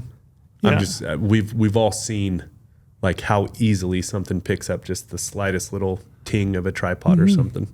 Yeah, and then the other thing you already noted on, the ability for them to rotate their ear in different directions. They can basically, it's like little satellites on their head. They can rotate those back and forth to really pinpoint, whereas our ears are kind of mounted front and side, Like we really only take in kind of what's in front of us, a little bit to the side. We have a really hard time pinpointing sound. But elk and deer, and if you think about it, as I was doing research and I was thinking about this, I was thinking about an example. I remember I was with a buddy. We were hunting elk in Wyoming, and we'd heard this bull bugle in the morning. We'd gone back and forth with him 5 or 6 times, never really committed, couldn't cut the distance. So we just decided we're going to go check out some new country. So we bombed out. We were probably, 400 or 500 yards from where we kind of had that encounter with them. We sat down on this face like midday, have some lunch. We threw out a couple bugles, nothing. So we're just eating lunch, hanging out, some cow calls, some bugles just periodically. Like 2 hours later, we're just sitting there eating lunch, glassing, and this bull literally walked. Right on top? He was 8 feet from us, popped his head out, pinpointed us from that entire counter throughout the day to that pinpoint, like he walked right to us. That's wild. Yeah. That's pretty cool. Which is incredible. But then even talking about the pinpointing thing, like obviously your elk film's not out yet, but I've seen the cut of you and Omar's. Didn't you say multiple times that you have a really hard time pinpointing sound of bugles? And so like, you wanted Omar to look for it? And So like, hard. It's actually difficult. Yeah. Like I'm not I don't have the best hearing anyways. I have tinnitus or however you say it. So I have ringing in my ear pretty bad, and it really affects my ability to like pinpoint and sound. So every time I would think I'd hear a bugle, I'd look at Omar. I'm like, what direction? Yeah, Where is that? But if your ears could rotate, maybe you could have a little could bit be better. And even when we were turkey hunting, You'd look pretty weird. Yeah. Well, that's why, I mean, What do that's, you know? I've always, I think you would. You got one ear. That's like, And that's- like curving around. I knew that telescopic thing. So whenever I'm in a, you get caught in bad positions, right? A little too far out in the open or this and that. It's like, I do not call if I don't have great cover. You know what I mean? And like, that's always something I've done in the past when on research, when I was trying to be a better hunter on ear, sight, nose, smell, whatever. If you don't have great cover, I don't call, because they will be able to look literally right where you are, and they'll pick it out. You know what I mean? Yeah. Instead of trying to cover that a little I'll wrap bit. this one up with something interesting, and I saved it for the very last bit. There's research done at the Wildlife Research Institute in Texas A&M. They found, and again, it's a whitetail, which is different, but they found that the human voice is the scariest sound at all when it comes to spooking deer. So it's like the one thing. Human voice. Human voice. So Don't talk. don't talk. Yeah. What about a kid's voice though? Yeah, I don't know. Because when I took my 3-year-old elk hunting, his voice was very different as far as like reception from the elk than mine. Very different. Now they weren't coming to it by any means, but when he would talk and like little squeal noises and stuff like a 3-year-old does, they didn't seem to get too spooked. But when I would talk to like tell them to get over and they heard me, then they would spook. Yeah, I don't know. Interesting. Might be. Which is one of the things I noticed when I difference. took a 3-year-old hunting. Yeah. There was another study recently done. I wish I would have read more into it now that we've talked about hearing and stuff, but they did a similar study, I think, out west where they're trying to figure out recreational disturbance for animals. Like you have mountain bikes, you have dirt bikes out there now, ATVs, snowmobiles, people hiking, horses, dogs, all that stuff. And I believe if I remember right, they were like setting around kind of like trail cameras, but then also having like microphones on it with sound and try to figure out which animals got spooked the most based on what sounds it was and what sort of simulating human disturbance out on the landscape, like people recreating and stuff like that. And I think it was bears and elk were the most affected by human sounds. Like By human sounds? By human sounds, like spooked Yeah, the most. makes sense. Like other animals were kind of, didn't like it, but it was like bears and elk Yeah. were the ones that were most affected by human What do you voices. think about whitetails? Whitetails are so involved in day-to-day human life, right? Yeah. Farms, ranches, right? Like it makes total sense. Yeah, but I wish I could find that. I mean, obviously, I have my computer in front of me, but it'd be Yeah. kind of cool to read That's interesting. that though. now. This That's good. is a good one. I Yeah. just learned something there too. Yeah, I learned a lot preparing for this. I got a couple good ones I think that are worth noting. Oh, I guess we should confirm that they do hear better than us, but it's mostly just because of their ability to Confirmed. confirmed. All right, so here's one for you. So the age of a bull, size of a bull's antlers can be determined by the sound of his bugle. Hell no. Not even a chance. Do you have any personal examples of this? I have a million personal examples. I of want to this. hear one One? off your head. I mean, I'd like to hear a million, but we're at 59 minutes. I know. We got- Honestly, this is one like growing up. So obviously, I've had the amazing fortune of being on an amazing elk unit in Utah, private property. Like my family's had a ranch there forever, and the elk rut there like crazy. And whether we have a tag or not, we're always there in September to go bring my kid up, whatever. Even when I was a kid, I would just go up there on the weekends, everything.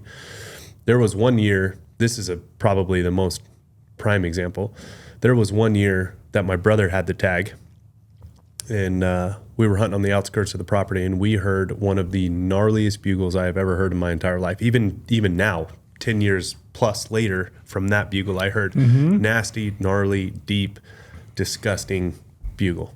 And all we wanted to do was get eyes on that bull. And this is before it had burned. So it was deep timber, dark timber, the whole thing. This is not where I thought we were going to go with this. This is interesting. Day 3 or 4, I can't remember, 3 or 4, we finally found that bull. It was like a 280 bull. Young bull. Gigantic thirds, I remember that, like big thirds. Interesting. But just a young bull, and he just had a gnarly voice. I think it's the amount of time I've spent with elk in the rut, just from that, and then also hunting all across the West, New Mexico to Utah, Arizona, all that stuff in the rut. It's just like human voice to me. Like, I don't get excited about a deep, gnarly bugle. This almost Mike Tyson's voice. You kidding me? You hear Mike Tyson talk in the other room, and you're like, I beat that guy's ass. I'll bring that point up. But almost everything that I read about this goes the other way. That a big bull might sound young, but a small bull, young bull, might sound big. Very rarely sounds big. Really? Yeah. That's that was the research. Generally, yeah. That's the. I've done zero research on this. The information. All, yeah. No, but all again, background. in the field research, your personal experiences. My personal experiences is I've always anecdotal evidence over here. I would say you've probably heard as many bulls bugle as a lot of people Yeah. I know. Especially on the unit that you I've just you had spoke amazing about. fortune of being I agree. Growing up the way I grew up, and I've heard so many different elk bugle in a preserve, basically, and being the most elky behavior possible. And it's like we just talk about it like humans, right? Like I said, Mike Tyson's talking in the other room and you didn't see me, but I beat that guy's ass. Walks around the corner, you'd be like, holy shit, I need to go the other way, right? It's like and that kind of goes to the point that most people are making, is that a really big bull can sound like a young bull. Yeah. Brady. So here's something that I'm going to bring up. Just give me like 15 what seconds. Do you got for give me mule 15 deer? seconds to explain myself before you jump on me about this, because it's going to be about mule deer. Oh boy, here we go. What do you got for mule deer grunts? So let me give some time here. So what you're saying right there, this is why I don't like hunting elk in the rut. Because you said it took you 3-4 days to catch up to that bull to then determine he was a 270 bull. Yeah. You were targeting, it's a luck game. We saw other bulls along the way. It's a luck game. But we didn't shoot the other bulls because we wanted to see that bull. Yeah, hearing bulls bugle and going, okay, I'm going to go for that one because it's nasty. It's a luck thing, because the bull that's over here that sounded weaker, you could have went over there and killed at that moment. But because you heard a nasty bugle, you're going to go over there to chase Correct. it. And that's why I don't think rut hunting is that fun, because it is up to a lot of luck. That's why I love it. It's like a box of chocolates, man. Why would I want to leave it up to luck? When you have limited time hunting, you wasted so many. You wasted days going after that nasty bugle.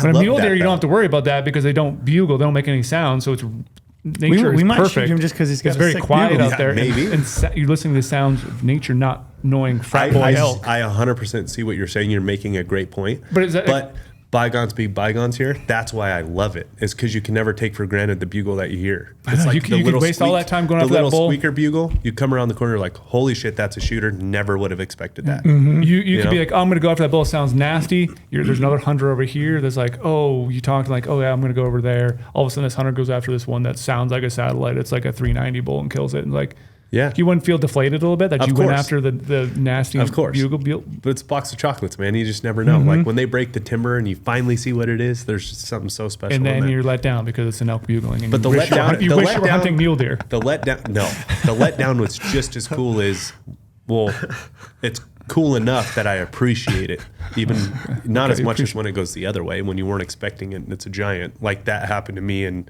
Omar, New Mexico. There was a bull bugling and it sounded like just a totally normal bull. But when we finally did break eyesight with him, it was the herd bull. And we're like, holy shit, that's the herd bull's bugle? Cool. Yeah. Like, I love it though. It's a box of chocolates for me. So here's what I found out. Rule of thumb: a young bull is rarely going to sound like a mature bull.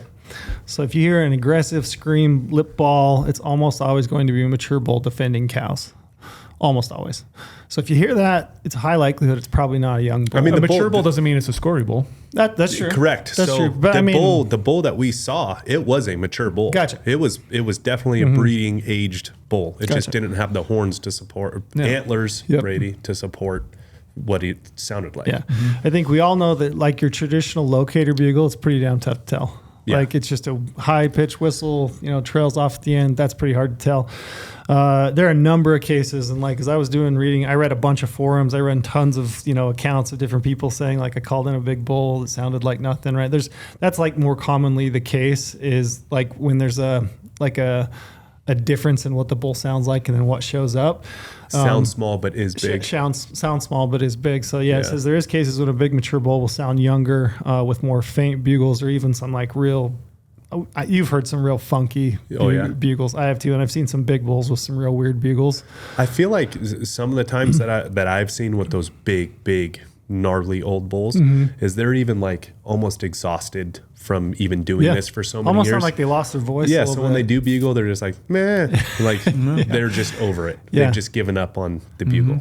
Yeah, true story. So the final point. So if you said you brought it up, you're hitting on a lot of these, which is interesting. It's good. It's good intuition. But if you think about a human voice, so a kid very rarely it's not going to sound like a grown man, but a grown man could like Tyson or me. I mean, I still sound like I'm 12. My voice cracks. You know what I mean? You don't quite sound like Mike Tyson. I'm 44 at this point. Still sound like I'm 12. Can't help it. So I would say that one's you can't really tell. No, that's why I love it. Yeah, you can to a point.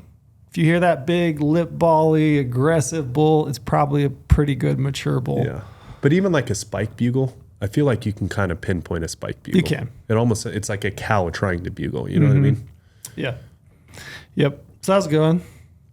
Did you like that? I liked that one. I liked it a lot. I didn't think you'd like a lot of these because it's mostly do with elk. Oh, I know. Well, deer just don't. Which I was like, do man, as much cool shit as elk. Lorenzo and I are gonna have the best time today. We'll just get Brady riled up. All right, here's a good one for you. A full moon is the worst time to hunt. False. Oh. Which type of bear is best? You only False, have black bear. if you go just on, you have to your hunting dates are your hunting dates no matter what. You just have to put the most effort into it, and you can still find success. You can't blame things on a moon. Yeah. Like if I'm hunting, I'm gonna say a state. Like if I'm hunting a second or third season rifle hunt, I can't be like, oh, it's a full moon. I'm gonna have a horrible hunt. I should have drawn it next year. Like, screw that. You're out there hunting right now. Yeah. You can't use that excuse already. In They your don't head. disappear. It's not No. like they're magical and They're disappear still on full moon. somewhere. They're still It's there. just you have to do what you need Yeah. to do to find it. I hate people who use the moon as a Yeah. crutch. Now- I'm sure for some species, it can make them more visible in the daylight for a little bit. Maybe you elk hunters or whatever do it, but it's like you still got to hunt when you got to hunt. If that's the only time you have vacation, you have to still go. Can I take So what if you don't? What if you get a chance to choose? to choose? And most of, like I said, everything a lot of what I've got right here is specific to elk because when you talk about Can I elk take and a- full moon, Can I take a shot at it? yeah, please. If I could choose, I probably wouldn't choose full moon, but it doesn't bother me because I just think it adds a level of variable. So like we'll do elk in the rut. Elk in the rut during a full moon, I feel like the mornings in my in all my years of hunting, I feel like the mornings are pretty good. And I feel like there's a really good afternoon, like 1 to 3 kind of activity. God, you're good. It's just my personal experience. Yeah, you're picking up on a lot Like of I these. feel like there's a really good elk rut activity in the midday afternoon, like the 1 to 3 stuff. Now, if I could choose, I'm obviously going to choose no moon and have earlier or have longer mornings and nights of hunting instead of just the mid afternoon. But I focus really heavy, and anytime there's a full moon, I focus really heavy in like the very break of morning, and then really hard on like the 1 to 3 kind of afternoon stuff. That's what I've seen in the past. And I could throw the opposite thing out there too. Like what about mule deer in a full moon? a full moon could be great hunting mule deer because what are they going to do? They're going to be up all night moving around. You might not see a lot of them during the morning, but if you know the general area where they're at and they're bedded, you probably have a really good chance to get in there and kill them and not going to move around on you. Because if they bed earlier, they're going to have to get up earlier to. Yeah. And so to like live, if they're bedding feed, early and water. lethargic and you know they're in this little area and then maybe you do catch a glimpse of them and they didn't move around because they're up all night because of the full moon, pretty good chance that by the time you get over there, they're probably going to still be there and you can get a shot on them, whether bow or rifle. Yeah. So you can still use these things to your advantage. You have to change your tactics. Yeah. to hunt. I just feel certain like things. it adds a variable, and depending on the time of year too. Like I have very little experience with elk late season, so I don't really know how it would affect a late season bull. Do you, Trail? Do you have experience full moon late season? I mean, gosh, it feeds into the myth, that if you got a full moon, they'll just be up at night feeding because they can see more, right? Yeah. And they're a little bit more detected, or they're less likely to be detected during night, so it's a full moon, it's low light. They can still see the feed that they need to eat. So my gut says that they would be up more at night and less active during the day. Reality is I don't know that that's the case. Really? Exactly. Yeah. Logically it makes sense. And I think if you asked a lot of people, they'd tell you pretty much verbatim, like that's what happens. Yeah. I mean, you talk to whitetail guys, they do follow the moon absolutely close. Everyone talks about that red moon thing, the red moon calendar. They follow red moon calendars though and stuff like that. Do they follow full moon? I think they do, right? Sure they do. I know Yeah, the red Coos moon deer thing. guys follow full moons like a lot, and they don't mind a full moon. So here's what I found. So this goes along with what you're saying. This is kind of a compilation of a bunch of different stuff that I read from a bunch of different people. This one, I think it probably says it the most concisely, is from Mark Livesay. He says, I found that during a full moon, hunting can be quite good during midday. During the full moon time, the bulls have been in their beds since early that morning and seem to get restless midday. And many times they'll get up midday, sound off, bugle right during the afternoon, which I would agree with. Sounds like you came to that on your own. We've killed quite a few bulls midday. Yeah. And that's on a those great full time moons. to kill them because the wind's consistent. Oh, it's awesome. So- midday is awesome. Everything's consistent. Yeah. And you got the harsh shadows, harsh sunlight. Like, Yeah, it's break up your great outline. time. I Great agree. time to hunt them. He goes on to say another moon pattern that he's noticed with elk is that they tend to be more active during daylight hours the days leading up to a full moon as compared to the days following a full moon. So another little tidbit. Yeah. This led me down like a whole bunch of interesting stuff, mostly due to the elk rut. That's what I'm thinking about. Sorry, Brady. I understand I'm the redhead stepchild of this discussion. Which I agree with. So he basically says, I'm convinced that when cows come into estrus, it's game on no matter what the moon is doing, which I would agree with. Yeah. Because I was trying to take it to mule deer for Brady so Brady can have a little bit of love here. Yep. I've had a lot of experience hunting deer in the rut in Colorado. And when the rut is on, it just seems like it's on. It seems like the experiences that I'm falling back on right now that I've had in Colorado, they rut midday on full moons, and mule deer do too. We've killed some midday. My brother killed an unreal 4-point with 3 or 4 does at 2 p.m. We were coming back from town, driving out, and he's standing out there in the open like it was first light. You know what I mean? Like you felt safe.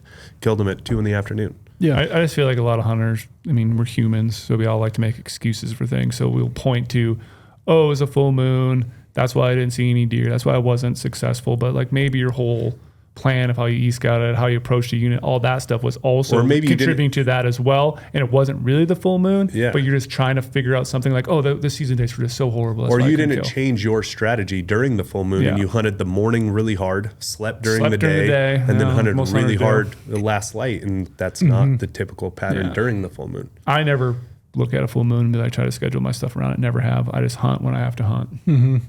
If you could choose, though, if you had a choice. I don't know. Because like I said, there's gonna benefits choose there's benefits to both. I'm going to choose dark Yeah, I'm going to choose no moon. if I have a choice. Yeah, me too. Like if you could put no moon on September 15th every year, I would take that. I would just rather have it be cold. Like I'd have it. That too. Yeah, that's a good point. That too. Like if I could choose a weather pattern, I'd just say cold. Give me cold weather because that means animals have to be on their feet and move, no matter if it's Yeah, moon or good not. point.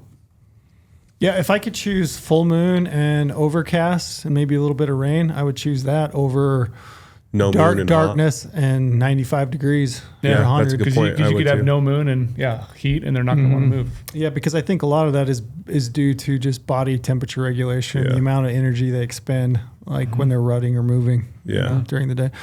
There's more. I want to include some more of this because I think there's some good information. It's a bunch. I always get asked about the rut and moon and what's the perfect days to go perfect. elk I took 2 DMs this morning on the way down about it. Yeah, your Q&A the other week was a lot of like, if you could pick the Yeah. best Yeah. dates of Yeah. September.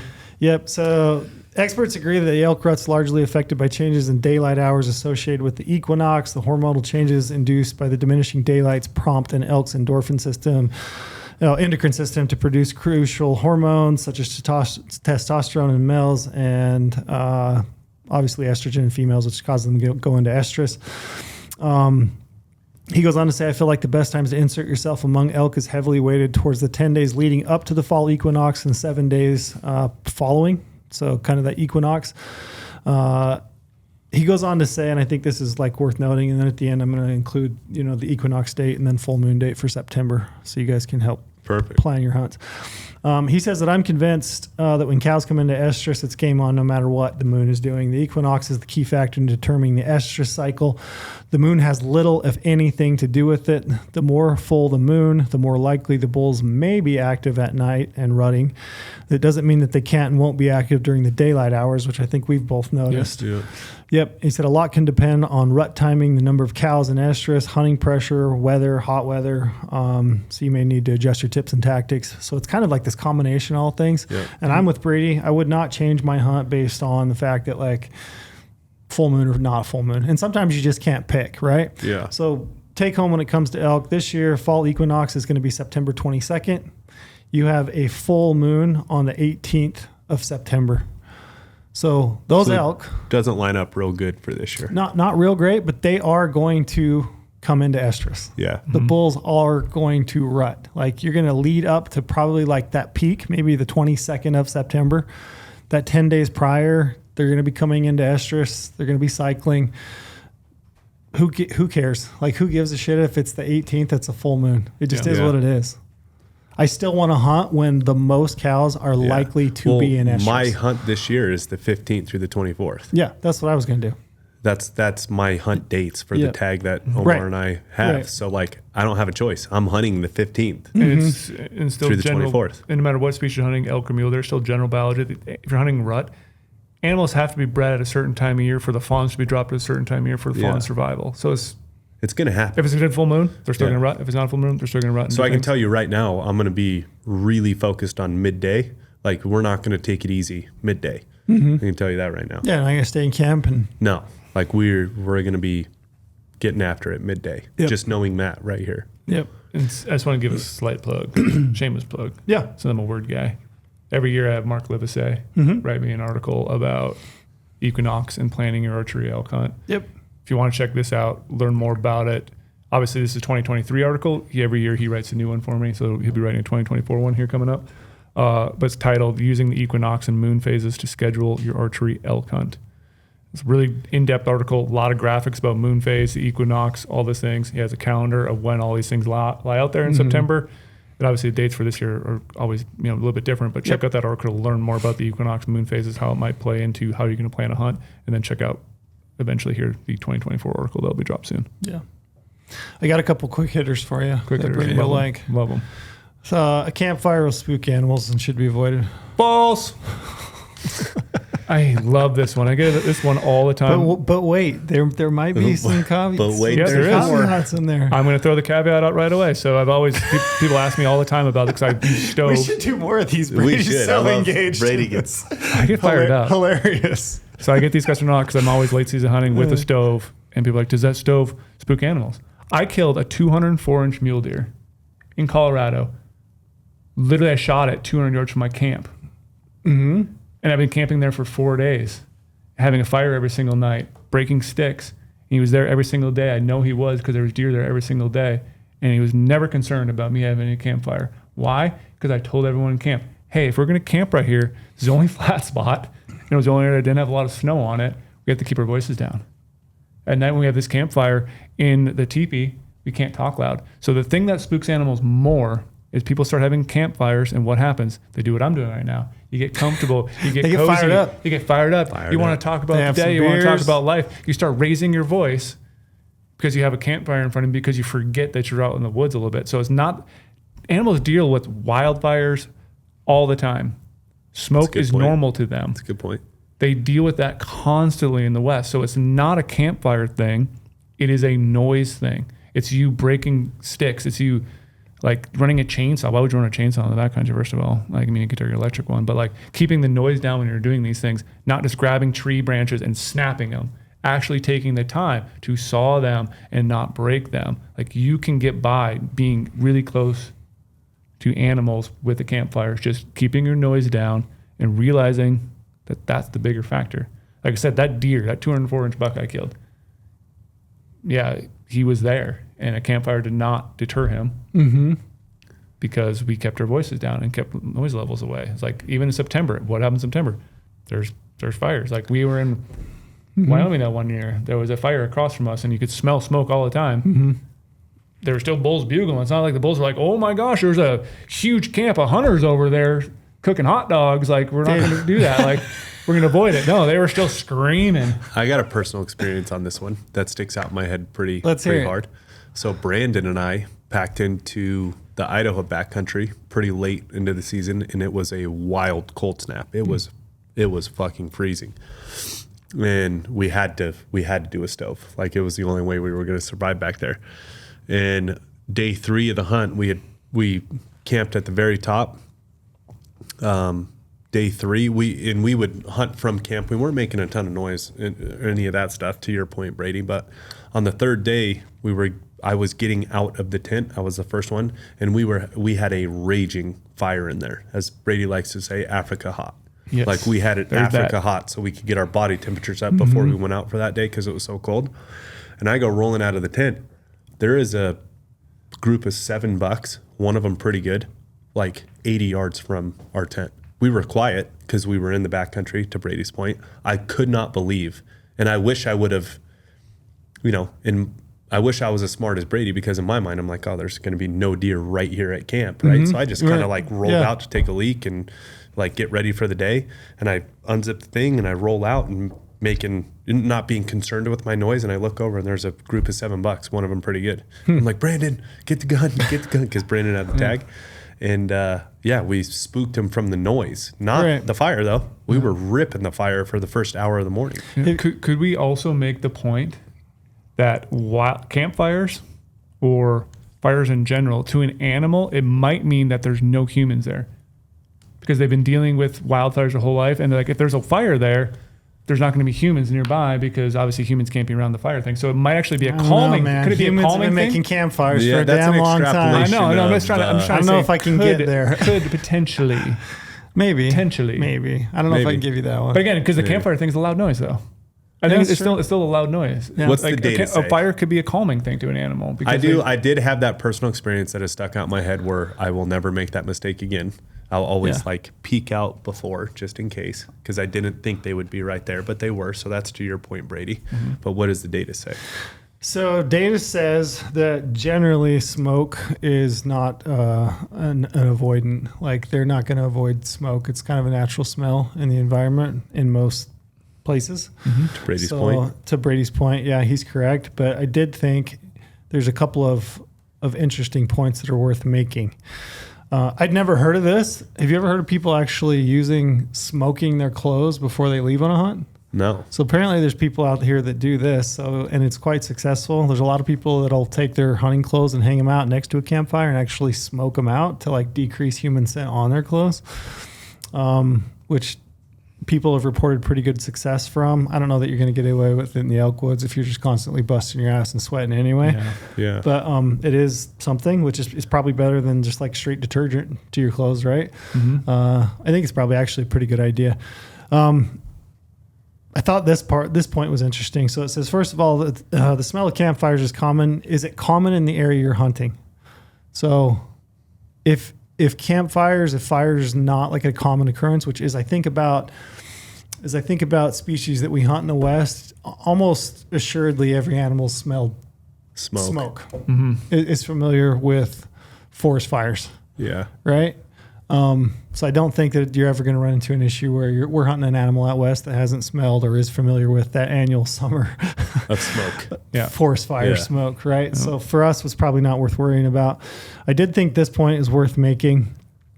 So it says it's good to keep in mind that while wood smoke is typically not, so it's not an alarming smell to ungulates, the smell of cooked food over a campfire would be. I would agree with that too.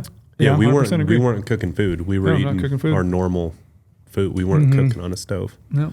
Yeah. What about like drying your clothes out and stuff? Probably gives off some smell. Yeah. Probably does. Might be just something to be aware of, something to think about. Mm-hmm. But generally, I would say no. Don't worry about a campfire. Huh. Okay. Yeah, don't worry about a campfire. If you get cold, you're out in the woods. Even if you're bow hunting and you're cold, light a campfire. Mm-hmm. You know, that year that Neville and I hunted Wyoming, we got a cold snap, snow. I mean, we burned a campfire for an entire day and hung out by it. We were literally hunting elk 200 yards from camp, and that was during the archery hunt. No forest fires burning that year. Yeah. But yeah, And they didn't mind it. No issues whatsoever. I'm going to jump to another one. We got a few more. We got a few more minutes, but Give me the hot ones. the hot I know you got a ones? hot one in here. What one do you I think saw is it. the hottest? What one do This you is like? about cutting devices at the end of sharp arrows. Is it the one that you have to have a fixed blade broadhead to kill out? Yes. Yeah. What do you think? I want this is now that we're in your guys' realm. I'm going to avoid my opinion on this one and not. Well, you brought it up. Now you got to have a. You got to chime in on it. How many elk hunters do you talk to that are like? I've talked to so many people within the last 3 weeks that are like getting broadhead arrow setups for the year, and they will ask about what I like for a broadhead, and they almost always follow it up with like, I'm going to shoot this fixed blade for elk and this mechanical for deer antelope. So you asked me, so I'm just going to go. You saw in the hunt I did with you, Trail. I had a mechanical on my arrow for elk. There was comments I got from the old interwebs that says I should not be doing that, and that's why I should not be an elk hunter, because I did not have a fixed blade head at the end of my arrow. Right. When again, it comes down to what we talked about earlier: shot placement and knowing it, and then It comes down to accuracy and energy, I think. Yeah, mostly. The reason, so I shot, story just can be completely candid. I shot a spike elk back in 2002. Shot him at 50 yards, no penetration whatsoever. I was shooting a rear deploying, actually a fold back deploying broadhead. It was a Grim Reaper is what it was. So if you can think about Grim Reaper, they hit on contact, the blades fold back. I got like no penetration. He ran off. And I just assumed, as you always do, like, oh, it's the broadhead, right? So I switched to fixed blade broadheads, and I hunted with fixed blade head. Pretty much every animal I killed with a fixed blade head up until about 3-4 years ago. Which I switched back over to mechanical, and I've been shooting those Sever mechanicals. They're, the blades are rear deploying. They slide back in the ferrule. The reason I did that is because it wasn't necessarily even like tied to penetration at all. It wasn't because, like you're saying, I've seen enough, and I know enough people that shoot a lot of animals with a mechanical head that have no issues whatsoever with, deployment and penetration. It was more to do with like blood trails, which is the reason I switched back to a mechanical. And my results, this is just me personally. Again, this is like one of those things. There is some data, but it's like a little bit anecdotal. There's like some people that have done some studies, but in my opinion, I get great penetration, which is mostly due to the energy in your bow and your arrow setup. So I don't have any issues there with energy. I get really good penetration. I feel like I get better accuracy because there's less surface area on the front end of my arrow. I feel like they're less finicky to like form flaws. So if you're like bending over, you're sitting down, you're shooting in a position that you're not typically shooting from. I feel like it's slightly more forgiving just for the same reason, less surface area on the front end of the head. So it's not going to pull your arrow. And then blood trails. Like the blood trails that I've got from a Sever mechanical head undoubtedly have been better than they have been from a fixed blade, in my opinion. You? Yeah. I've only killed. You've with only fixed blade. killed. I've only shot a G5 Montec since the day they came out. Like I am dumb enough to have a tattoo of a G5 Montec on my wrist. Yeah. So that's how many animals I've killed with a fixed G5 Montec. Right. Now, having said that, I've only shot a bow that's sitting at 275 FPS and just like right in the sweet spot for a fixed blade. And I no longer am, because these bows are getting so much faster and shooting a heavier arrow, and I'm still pushing 300 FPS now with this new lift. So your opinion of blood trails and not having issues with mechanicals, I am going to switch to mechanicals this year, and I'll report back. But we'll have to revisit this I've one. killed a shitload of animals. As with have a fixed I. blade. As have I with fixed blade. And I will say my blood trails have not always been great. Have you ever had a really good one that you were like, man, I just painted the carpet No. here? Nor have I. No. Ever. With the mechanical? No, with a fixed Yeah. blade. I've never had a painted carpet just this is easy. I've always found animals, and often I hear them drop. So it's like a relatively short tracking job. But I've shot a number of elk, specifically elk, where I found almost no blood, but I was following tracks or game trails, which I saw them go down, or I've been following mud or water because they've come out of a wallow and died, and I followed that. I just have never, and I won't pull any punches about it. I just don't get good blood trails. Yeah. For me, it's like one of those things, like what's the point of getting really amazing penetration if you don't have the blood to then follow the animal and find Exactly. it? Or That's a good point. Or they're slightly less accurate. Yeah. What's the point of penetration? Yeah. If So you're gonna- I've always had enough of a blood trail. Like even my wife's killed both of her bulls with a G5 Montec. And like I've had enough to find the animal. We found them, but it's not easy. And my wife's second bull that she shot, the one in the showroom, you couldn't have walked up and poked the bull in a better spot. Yeah. And it was difficult to get it tracked in. It didn't go very far, which is awesome. Like you're saying, trail, like they don't go real far, and none of my animals have really gone that far either. But I mean, I've never had a blood trail where I could just like walk quickly against. And I have with mechanicals. Yeah. Since I switched over back to mechanical, I've had blood trails that are like, yep, dead. Remember your antelope? Yeah, shot an antelope in Colorado from end to end, long ways. Yeah. Yeah. So you talk about penetration. Yeah, no But you issues talk about whatsoever. accuracy too. Yeah. And blood trail. Are you having pass-throughs on your bulls? Yes. Like clean pass-throughs? Yeah. Because that's what I've noticed on my Montecs, like what I've been shooting, my setup. I've had nothing but pass-throughs. Elk I shot in Utah a few years ago with this same setup we're talking about, Sever Broadhead, Platinum Pierce arrow, 465 grain arrow, totally finished, 155 grains up front, shot him frontal. He ate the entire arrow and the broadhead was buried in his off hip, back hip. And Frontal. just painting the ground. Just painted. Yeah. Yeah, just like I've gotten to the point. It's like one of the most. I mean, this is gonna sound sick, maybe, I don't know, sick in the head, but like I get so much pleasure out of just like being satisfaction, I guess I should say, of like walking a blood trail that I don't have to like get down on my hands and knees and like look at the backside of leaves and things. You know, chest height. It's just like blood, dead. Yeah. Yeah. And over my bow hunting time, I bet I'm 90% mechanical for kills. And a few times that I've used fixed blades, I've had some great success, but I also, Not the same blood trails? I had worse blood trails with fixed blades. Yeah. And then that one deer that I always hate to bring up, lost a deer because of that hunt. Yeah. We were talking a lot, and I switched from my mechanicals to a fixed blade. I can't blame everything on a broadhead because that's silly because there's just so many variables. Yeah.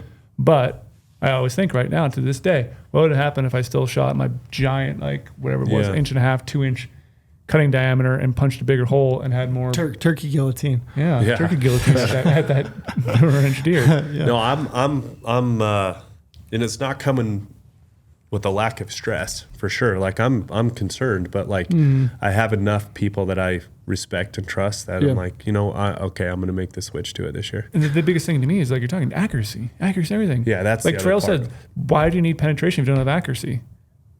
Yeah, and why do you need penetration if you don't have the blood trail? Like that bull you and I killed in New Mexico. Clean pass through, had 3 different arrows in it. That wasn't an easy blood trail, No, like at all. not even a little bit. And it was right in the first shot was right in the shoulder pocket. Yeah, like, not perfect. It not was great. even a little bit. And then I had mean, 2 other ones in him because he was standing by the cow and still. Yeah, maybe No. 2 little pools and then like some pin drops along the way. 2 little pools when he was standing next to the cow. Most of trailing that bull was just watching where he'd gone. Correct. and heading that direction. Correct. Like you were out ahead of me working trail. Like I saw him go this way. That's another thing about blood trailing. I mean, typically an animal's going to go the most likely route, right? Yeah. So you were kind of working that. I was hanging back, like looking for blood, And they were pin drops. and they were pin drops. And we laced that bull. Yeah, at least Had 3 arrows in to it. dead X'd it. Yeah. So what about this? And still Yeah. not great. So what about this? Let's say somehow you come across a brown bear tag. You are going to go hunt some 10-foot dinosaur brown bears. Yeah. Do you feel fully confident saying, I'm going to go hunt a brown bear with a mechanical? Mm-hmm. And you would take a mechanical. I would. I love that. So I think it's energy in your bow. So energy in the bow, mass of the arrow, like adequate mass, weight of the arrow, energy produced from those two combinations. I think that's the factor. I don't think it's the broadhead necessarily. Mm-hmm. I really don't. I think there's a case for fixed blade broadheads. I think if you low poundage, Yeah, my wife. like if you're trying to, get the most, punch, but when you get up into a bows with the efficiency that they have now, with the draw weight and as efficient as those cam systems are, at my draw length and the arrow weights and, the possibilities for arrows that are for me, I'm not concerned about cut on contact. But if I low poundage, sure. Mm-hmm. There is a spot. My wife's not low poundage by any means. She's at 60 pounds. Yeah, which she could do either or. Yeah. Mm-hmm. But like my new bow, right? Oh yeah, 515 grain arrow, going 299 FPS, like should be all right with a you're mechanical. gonna be just fine. I'm gonna conclude. Did you have another one? No. So I wanted to conclude this. So this is anybody that's interested in a little bit of homework. I'm not going to spoon feed it to you, but go back and listen. So Finding Backcountry, which is Dustin Whitwer's podcast. So he had a buddy of his on, Jeremy Duggar, which is his name. And you can Google. I don't remember the actual name of the episode. That guy owns an archery shop, and he did a little experiment, which I must commend him on. So he basically talked to everybody that comes into his shop. He would talk to them before season. They'd come in to get their broadheads, their arrows set up. He'd just make a note of what they were shooting, broadhead type, arrow weight, bow they were shooting. And then after, typically those guys will come back in. They've killed a bull elk. They'll come back in, shoot the bull with them. And he would just record. He wouldn't write down, like made it known or anything, but he would record. Did they find the elk? Where they hit the elk? Go listen to it. Do some homework. If you guys want some homework out there, you're listening, go listen to it. Good takeaway at the end of that. Great takeaway. Okay. And it rhymes with schmanical. So give it a listen. I think it's interesting. Okay.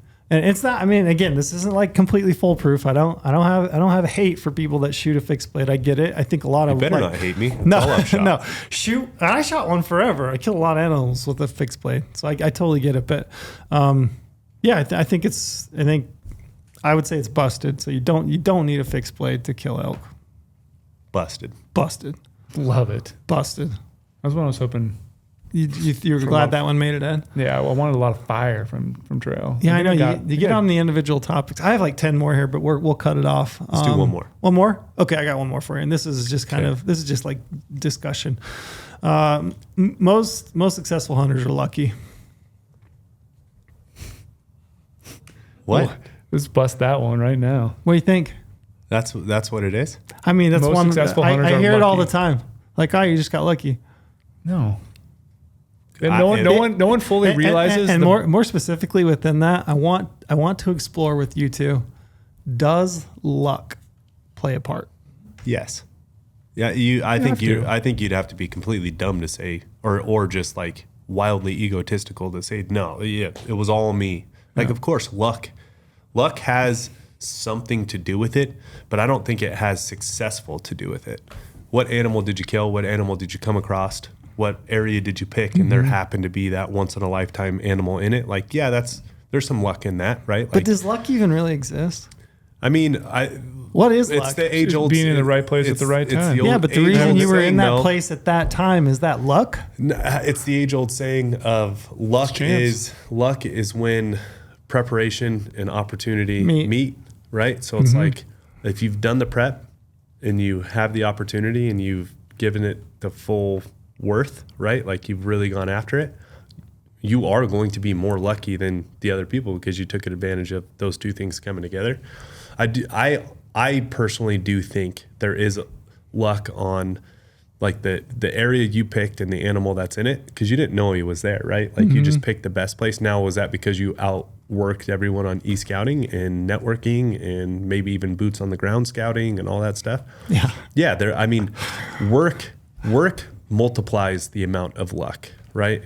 Yeah. And, the reason I think this is interesting is because like I thought this would be an interesting question because there's inevitably stories involved in this. Like I guarantee you, we can all think of like, okay, I got lucky that day. Like I just, for whatever reason, I went there and saw this and it just worked perfectly. Or, I talked to a buddy and he, I said to him, hey, I've got this tag. He's got that tag. We're exchanging information. And he's like, oh, I saw that. Like, I think there's but that's work. That's what I'm saying though. Yeah. You as I process this and I'm thinking about it as I'm driving down today, like to me it feels like luck, it feels like chance, but like those things don't happen unless you're working at it. Yep. Correct. And I mean everything. Yeah.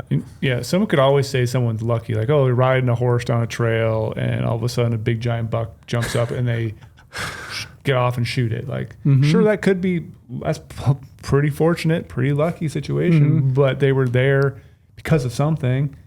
I mean, there's always cases of someone goes out hunting for the first time and they shoot like a giant animal. Sure, that might be a lot of luck, but still they were there. They did some work. They had the thought to get out of bed that morning, actually get out there. Maybe they had a late night or something like that, or troubles with work or family. They still went out there, got an animal. Like, you could always say something is lucky, but you really don't know the person's backstory about how they got there, what work they did. Or I think, and I'm pretty like sound in my belief of this luck thing when it comes to hunting. Like, are you superstitious at all? Either of you? I'm a little stitious, not superstitious, just a little stitious. Not. It's just for me. It's more so for me to like be in the right mindset. So I do kind of some of the same things to like make sure kill mode. You know what I mean? Like, we only get to do that so many days out of the year as opposed to all the other days where we're not in kill mode, right? So I do some of the similar things to just help me mentally be in the right spot. But the luck thing, like I'm very sound in being comfortable with my belief in it all.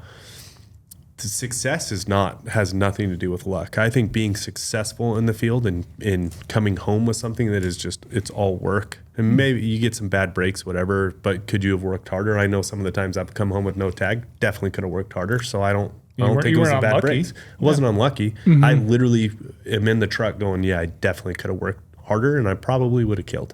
Right. So I think the success in hunting, I think, is 100% work ethic. Did you outwork what the hunt called for? Did you do more than you should have or were supposed to or you thought you should? Like, that's what I think the people that are punching tags and being successful is.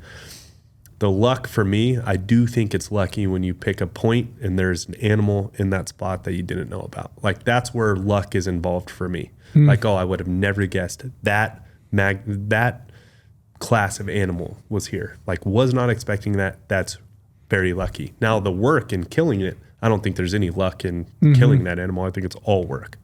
But when you show up to somewhere, it's like, holy shit, that thing's here. That's lucky. I just don't think luck exists. I don't know. I can't wrap my head around it. To me, it doesn't seem like, I don't know. Is chance the same thing as luck? I guess. Probably. Now, the luckiest animal I think is my antelope in the showroom. Because just the way it worked, anyone on planet Earth would say, oh, that's just so lucky. Now, I never stopped picking up the phone. I was calling everyone. Yeah. I was always trying to dig, and, not a lot of people are protective over antelope when they have elk and deer. So I'm calling everyone, hey, have you seen anything off the road? Hey, I never stopped picking up the phone. And it did lead to, oh, yeah, I just drove by one. He looked giant. Here's the pin. You should go check it out. Sure. So turns out the biggest antelope I've ever killed. Yeah. Now, how lucky is that? I don't know, but never stop picking up the phone. So what about this then in terms of luck? This is where you might get it. Some people are just lucky. Drawing tags of a lifetime. We all have sometimes the same odds. There's no real I don't know. There's no real, but no, here's the thing. I refuse to believe that there's like some luck. Someone got lucky. But here's the thing.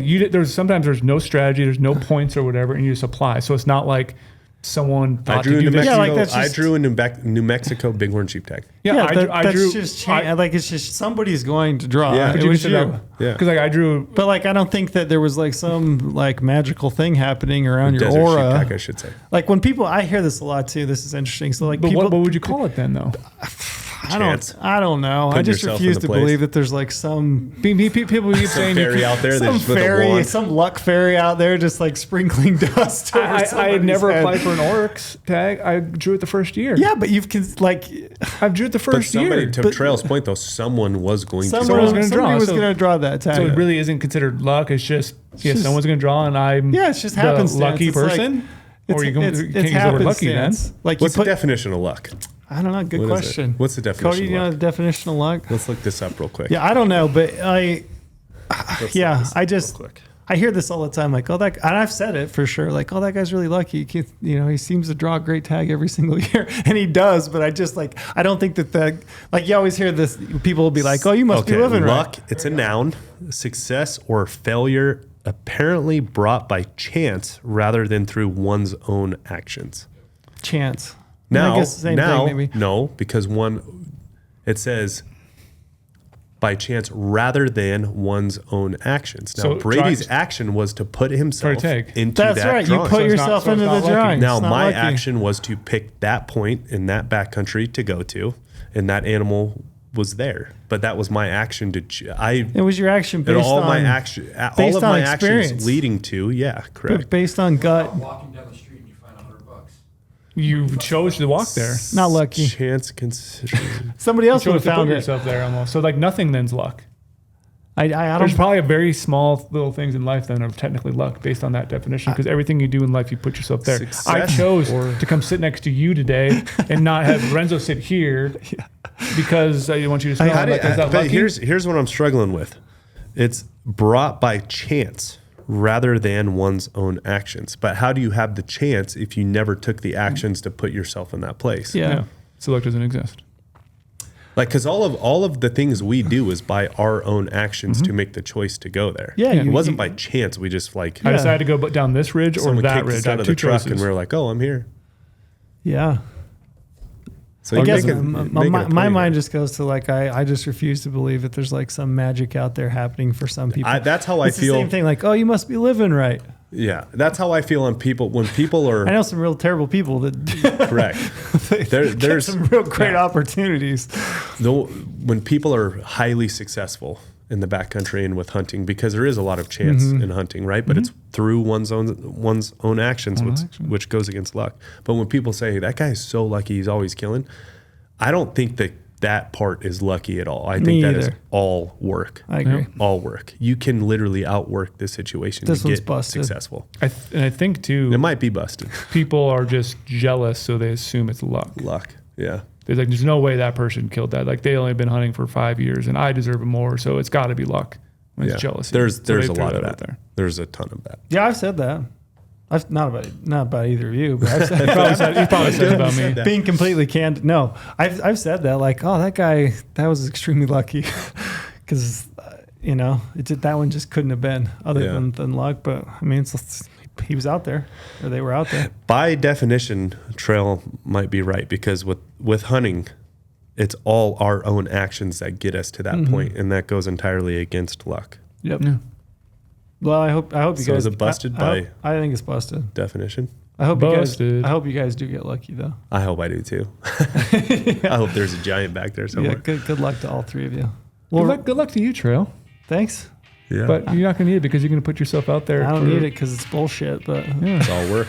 just kidding. All right, so that's good. Thanks, guys. See ya.